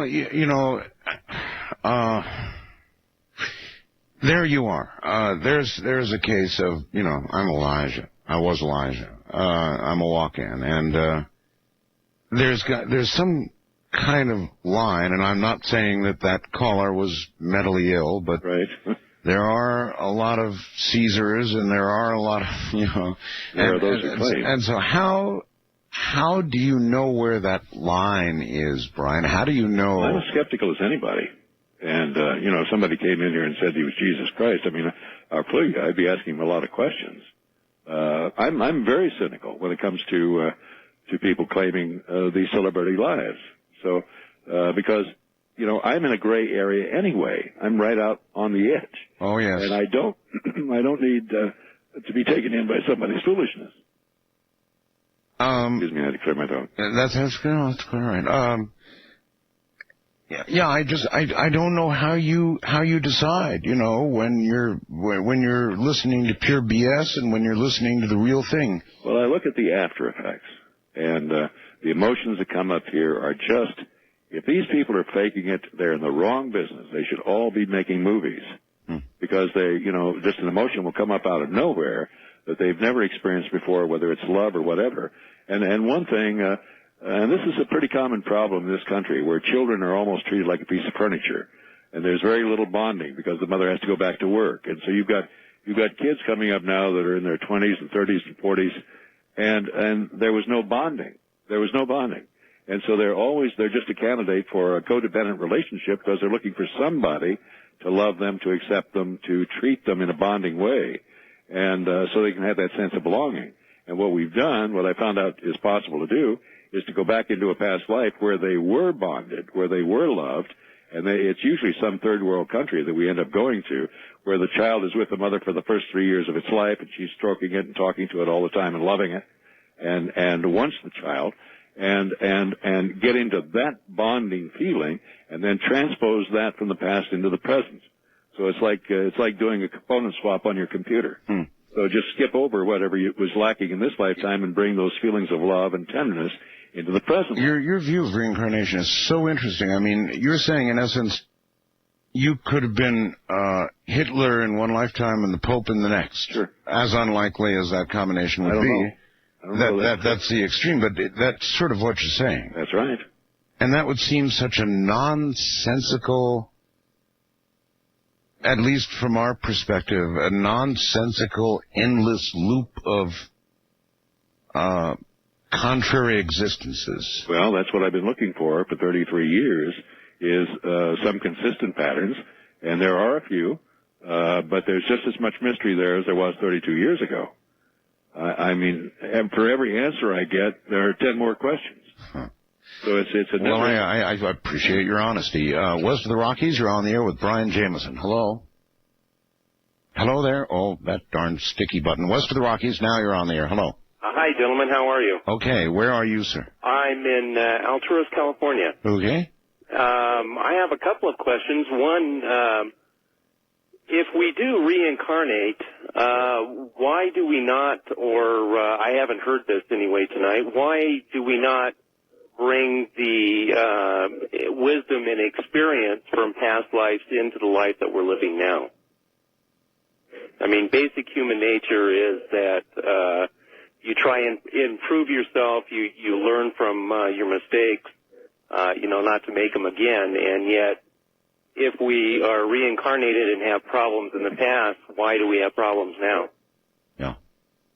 Well, I see the whole human experience. I don't mean to make light of it, but I see the whole human experience as B-grade melodrama, quite frankly. And we play these various roles, and one time you're the villain, next time you're the hero, next time and you're always a member of the audience.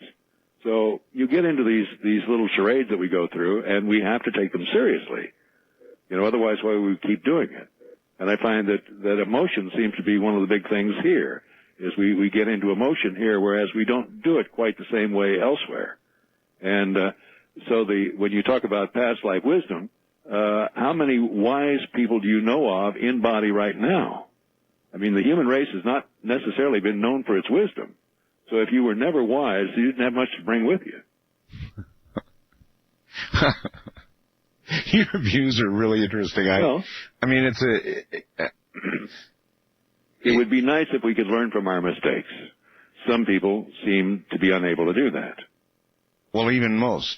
Yeah, and so they get a chance to repeat their mistakes over and over and over again. Would it be your view, then, that past life regression is the only way to progress and learn from those mistakes? Otherwise, you repeat them endlessly again and again. I don't know of any other way. Now, maybe somebody knows another way to do it. I don't know of another way to become aware of what you've done before that's setting up conditions now. I just don't know of any other way to do that. If somebody can come up with a better way to do it, I'd be glad to try. So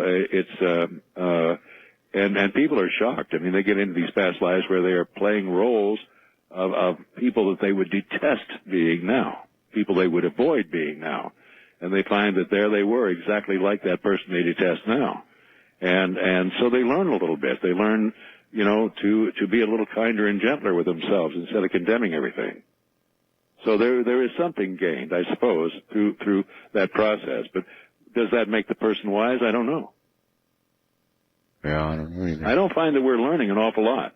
When you get right down to it, theoretically, in the beginning, we were one step removed from primates. And, we used our stone clubs on each other and did a lot of raping and pillaging and were absolutely thoughtless about our actions, the effect of our actions on other people. And then slowly through the centuries, we were supposed to evolve into Buddha consciousness or Christ consciousness, and then we don't have to come back here anymore. That's the belief. But I found people back in the caves that are a hell of a lot more spiritually advanced than people out of a monastery today. In those days, you needed each other, and you respected life more. All right. First-time caller line, you're on the air with Brian Jamieson. Good morning. Hi. Hi, Bill. And I guess Mr. Jamieson. I wish to compliment you on your soulmate opinion that you had, Art, with your wife. I think that's very accurate. In my case, sir, it's not an opinion. It's an absolute belief. Well, I agree with you. I'm just agreeing with you. And if I could talk to Mr. Jamieson for a moment, I'm wondering if he has thought about one thing. Instead of reincarnation as one life after another, in other words, a linear type thing, right. What about if it's all at once? Well, that Seth was the one that came up with that. Jane Roberts was the first one to advance that idea. And yet when Seth was speaking from an earthly point of view, he referred to his own past lives. Yes, he did. But like when he got into our consciousness and this reality, he referred to past lives. Correct. So I don't accept the idea that they're all happening at once. Okay. Well, just an idea. Just asked you. No, it's a valid concern and a worthwhile point to look at, but I don't find it. All right. What about the possibility that souls, in essence, split or can occupy two physical bodies at the same time? Some people think that. That happens. It does? Yes. Yeah, there was one fellow that I regressed in Denver many years ago that held a... Excuse me just a second. Yeah, no, it's a long show, I know. Oh, no, that's fine. But he held a very, very high security clearance for a job with the United States government. And so we regressed him, and that was one of the things we were looking at. Is there anybody else that is tied in here? And we found out that he had a counterpart, or like a soul brother, if you will, that held an equally high security clearance in his job in East Germany. So we've got a U.S. top security clearance and a East German with a high security clearance, and they're both coming off the same overself or oversoul. Wow. Yeah. So, and I've also bumped onto people that have counterpart selves living lives not in this galaxy.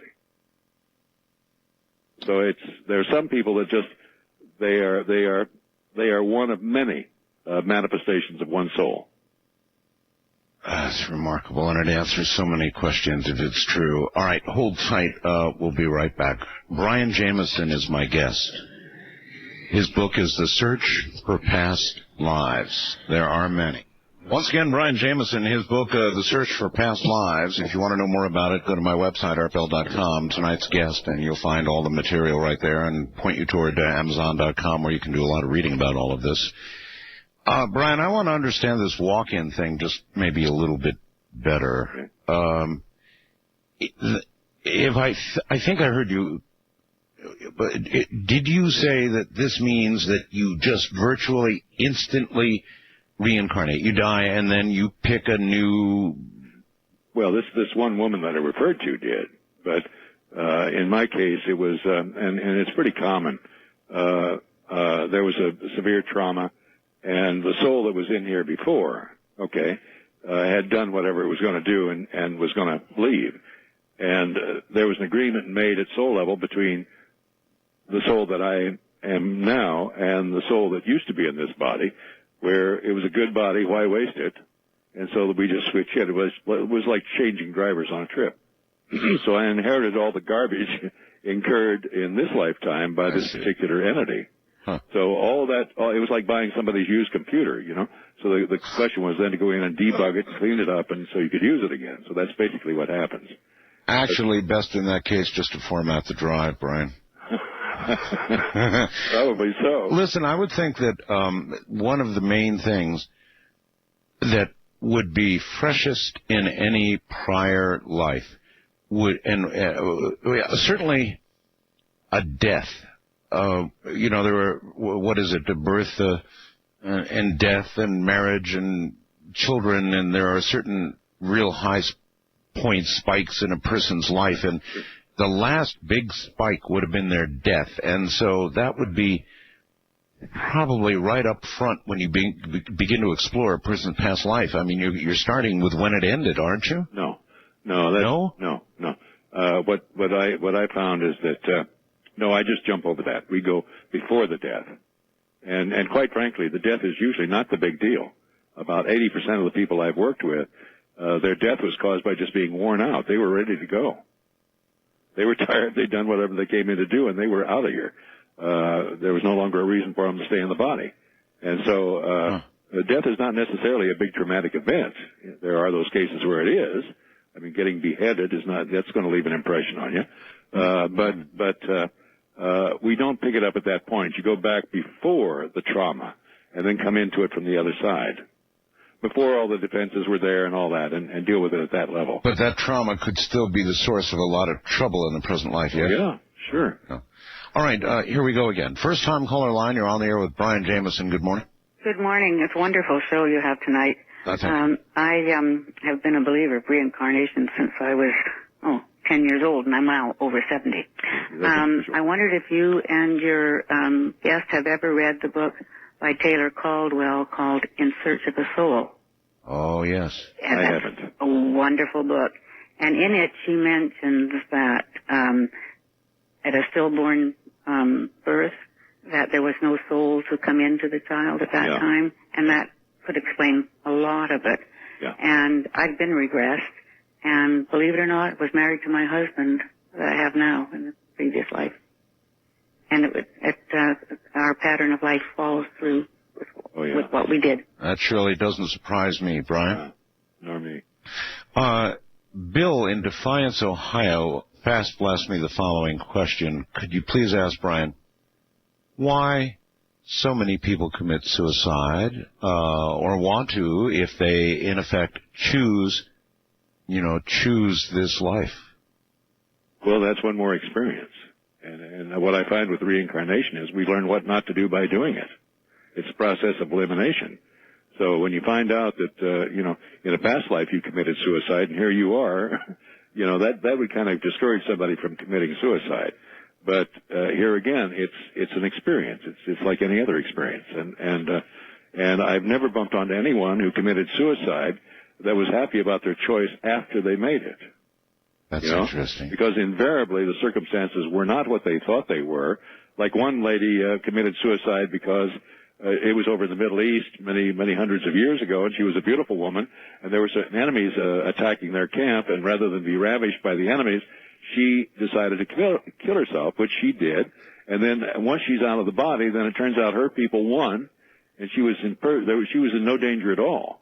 And so in this lifetime, she incarnated as less than attractive. That's putting it very mildly, because she felt that the reason she had to commit suicide then was because of her beauty. So this time, she, resembled a mud fence in many respects, and this was a protective device against having to do that again. So, that's amazing. See, to me, at soul level, it's all suicide. I mean, a coronary, whatever it is you're creating, cancer, whatever it is at soul level, it's going to take to write you out of the script. When the time comes, that's what you're going to create. So it's not consciously committing suicide, but at another level, the soul has decided to terminate this existence. All right, wildcard line, you're on the air with Brian Jamieson. Good morning. Good morning. Morning. Good morning, Art. Good morning, Brian. Fascinating show. Thank you. Where are you? I'm in Detroit. My name's Richard. Okay. Hi, Richard. Past 3 years, I have been going through past life therapy. For how long? 3 years? The past 3 years, and your guest on your show, he does it without hypnosis. Some that's right. Psychiatrists do it with hypnosis. I'm going through a person who I respect very much, and she's a medium, very psychic, and we do this through the spirit guides. You've had people on your show, guests on your show, just recently. We've got at least 2 spirit guides, and the spirit guides know everything about us. Okay. And I know of at least approximately 18 and 19 of my past lives. And I could just say that everything I know of past lives, and I've been through this extensively the last 3 years, that I can verify what your guest is saying. You know what I'm curious about, caller? Why do you want to know about your past lives? Okay, this has nothing to do with having a thrill about knowing about a past life. It's a healing. Just like your guest, it's about a healing. Sure. And every lifetime, there's an issue there. And for me, in this lifetime, it comes up as emotional problems. It could be depression, anxieties that you're experiencing. And these things, the way I would put it, it's like these unresolved conflicts that when unresolved in past life, this energy, and you're experiencing these things in this life. Okay, so has all this helped you? Oh, yes, very much so. It's like peeling an onion. Every time I go, there's just something, and I can't tell you. As a matter of fact, I just went this morning to a session, and another life, another issue come up, and it's just incredible the healing power it has done for me. No, and that's why I go as a healing. It's not to go to find out. No, actually, caller and Brian, I should be telling the audience that, we've ignored, I'm so fascinated, I guess, with the mechanics of reincarnation, that we've largely ignored the healing aspects of it, and that's the true primary reason you go back and you do this and look at past lives is for healing in this life, yes? Yeah, that's what I would say would be the reason. I'm amazed that you're still working on 3 years, though. How long? What is typical, or is there a typical? How long do you work with a patient before you feel like? Not a patient, a client. Okay, a client. And I very seldom see anybody twice for the reason they came in. Really? They may come back for another reason a year or so from now, but not for the reason they came in. So that automatically brands me as a quack. If you could deal with an issue one time and then it's gone. Well, either that or it brands the person holding on to that fellow for 3 years. I don't know. Well, I don't know any problem that would take 3 years to get to the bottom of. I really don't. All right. East of the Rockies, you're on the air with Brian Jamieson. Good morning. Good morning, Art. Good morning, Brian. This is Lee from Schenectady, New York. Brian, I was curious to know if in the 10,000 people or so that you said that you regressed. 25,000. Oh, 25,000. No, 10,000 people, 25,000 past lives. I was paying attention, Past life Art. regression, yeah. You obviously were, yes. I was curious to know if you ever ran into yourself in a former life, but it was somebody else that you were regressing. You had one in the same. I bumped onto people who knew me in a past life. But never had the same past life? The same person? You were the same exact person? Just curious. Well, no, I mean a different person in all my lives. A different person, different priority. Yeah, what he's saying is he never directly ran into himself, regressing somebody else, but he ran into people that knew him. Yeah. So are you saying in essence then that we all will never run into ourselves? No, I won't say that because as far as I'm concerned, the book is still open and a lot of research has to be done. I mean, theoretically, it could go back far enough, we should have some kind of a common ancestry. When we go back far enough. So theoretically, you could run into yourself. It's just what are the odds? Well, I don't know how you would calculate them. Well, this never came up. This question has never come up before. It's an interesting one, though. It sure is. And it could happen. Yes, it could. If you understood enough about all of your previous lives, or not all of, I don't know. Can you get to all of them? Do you ever get to all of them? Or I don't know why anybody would want to. I really don't. See, I look at our past lives like a Visa MasterCard system, Yes. Some of those things you paid off, they're not affecting your monthly balance, You squared that away, that's done, and you're on to charging new material. So I look at the current balance, and that's what I'm attempting to help people resolve, is what's going on with their current life. And we could clean the slate as far as this lifetime is concerned, and then they reincarnate. Well, only from a pure research point of view. In other words, let's ask this: how far back can you go? What is the farthest back you've ever taken anybody? To what was described as before time. To what was described as before time. Before time. Before time. Before time. Yeah, before time. See, I mean, the time being the fourth dimension, okay? Yes. Before time. So they're going back to the very essence of their being before they ever started incarnating. So we've gone back that far. Is that before the Big Bang, before creation? Is that... I don't know. I can't answer that question. I don't know. Before there was light? Well, I'm not sure there was such a thing as before life. No, light. Light, I said before light. As in, let there be light. And, in other words, the moment of either the Big Bang or creation or whatever it is that happened that began time. And in other words, previous to two objects to measure distance or velocity against each other, before there was things, there was not time. Right. Could not have been time. Right. So that's when time began. And you're saying you've taken people back... Before that. When they were nothing but light. In other words, they were light. That's what they described themselves as being. And in that state, they described themselves as knowing everything being totally aware of everything and yet knowing nothing, which is really kind of interesting. They knew everything and knew nothing. They were pure energy, intelligent energy. Gotcha. Fascinating. Oh. Now, there's a belief that the more times you incarnate, the more enlightened you can become. You know, you go somewhere and somebody looks at you and says, oh, my God, you're an old soul. You know, you've been here forever. Yes. And we feel really good about that. You know, well, my God, I'm an old soul. To me, that means you're just a little slow learner. You know? And I bumped onto people that are highly evolved. I would consider them highly evolved spiritually, and they've only been in body 2 or 3 times. And other people who have incarnated 1,000 or more times, and they're still Neanderthals. So it doesn't seem, the time in the flesh doesn't seem to mean that you're actually going to get better in every way. Gotcha. West of the Rockies, you're on the air with Brian Jamieson. Good morning. This conversation couldn't have been a better segue. So basically what you're saying is they knew everything and had no idea what it meant. Yeah, actually. 2 weeks ago, with Barbara Simpson, Sylvia Brown was on, and she made a comment that the furthest back she's been able to regress anyone was a maximum of 50 lives, including herself. Okay. There's a passage in the Bible that says that a man's life shall be the length of 120 years. Right. Figuring this side and that side for the reincarnation or whatever. Right. So 50 times 120 is the 6,000 that most fundamentalists believe that the world, since God breathed the soul of life into man. Yeah, but you're missing one thing. If you listen carefully, Brian said earlier he's documented thousands of linear years between incarnations at sometimes. Okay, well, what I was getting at is if that adds up, that mean we're coming up towards the judgment time?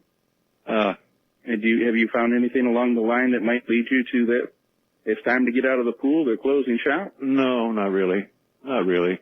I mean, if we're not here, we're going to be somewhere, you know? If somebody wants to nuke the United States and we're all going to transcend, we'll just be back somewhere else. There are a lot of people with that goal lately, by the way. Yeah, I know. But, no, you're not going to, as far as being a spiritual being, you're not going to cease being. And you know, Sylvia is fine. You know, there are a few things that I don't agree with Sylvia, and that may be one of them. But she's saying what her experience is, and I say fine. If she can only think of 50 lifetimes that she's explored, then fine, that's it for her. But I wouldn't say that was very many. Yeah, your take on a lot of this as a past life regressionist, your take on is very different and very intriguing. And in some ways very concerning, but very different from many others that I have interviewed. Certainly very different, but concerning because there doesn't seem to be any ultimate answer in what you believe to be true. It seems to be an endless cycle of lives. Yeah. Yeah. Of lives. What's wrong with that?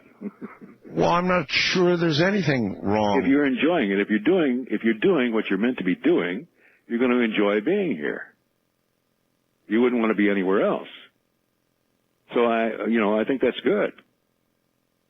But everybody looks for a beginning and an end. That's right. And you're sort of telling us there's not really an end. Well, that's based on my experience. I don't know that there's an end. See, based on my experience. And to me, it doesn't matter one way or the other. What's important is what you do with this lifetime, because that's going to determine what you're going to do with your other lifetimes. So my thought is, get with a program, do something productive, enjoy yourself, be creative, surrender to God's will in your life, and be happy. This is all good advice anyway. Sure. Your book, The Search for Past Lives, how long has this been out, Brian? That's been out about 3 weeks now. Oh, all of 3 weeks? Yeah, 3 or 4 weeks. Is it, I've been saying it's available on Amazon.com. Is it yet? Oh, yeah. Yeah, they're selling it, and it's available through my website. And we've got a link to that, of course. How much is your book? $15.95. Yeah, it's a pretty good-sized book, too. Yeah, it's a real book. How long did it take you to write this? 33 years. 33 years, 341 pages, big book. Yeah. Written so the average person can understand it? I think so. Very important. Yeah. a lot of people are sort of going to dive into this and are going to be intrigued enough by this program to go and get your book, and so they'll be able to digest what you wrote. I think so. Yeah, I wrote it to a 12-year-old. But my assumption is if a 12-year-old understands it, anybody can. Well, I don't use any big words. All right. What a pleasure it has been to have you on the air. Your views are interesting and extremely different, and we're going to have you back. Thank you, Brian. I appreciate the opportunity. Good night, my friend. Thank you. That's Brian Jamieson. And those were some very different views. Tomorrow night, we're going to hop into something very different as well. A fire chief who went down with the World Trade Center buildings, actually went down with the buildings. You've never heard anything like it. Coming up tomorrow night from the high desert, I'm Art Bell. Good night.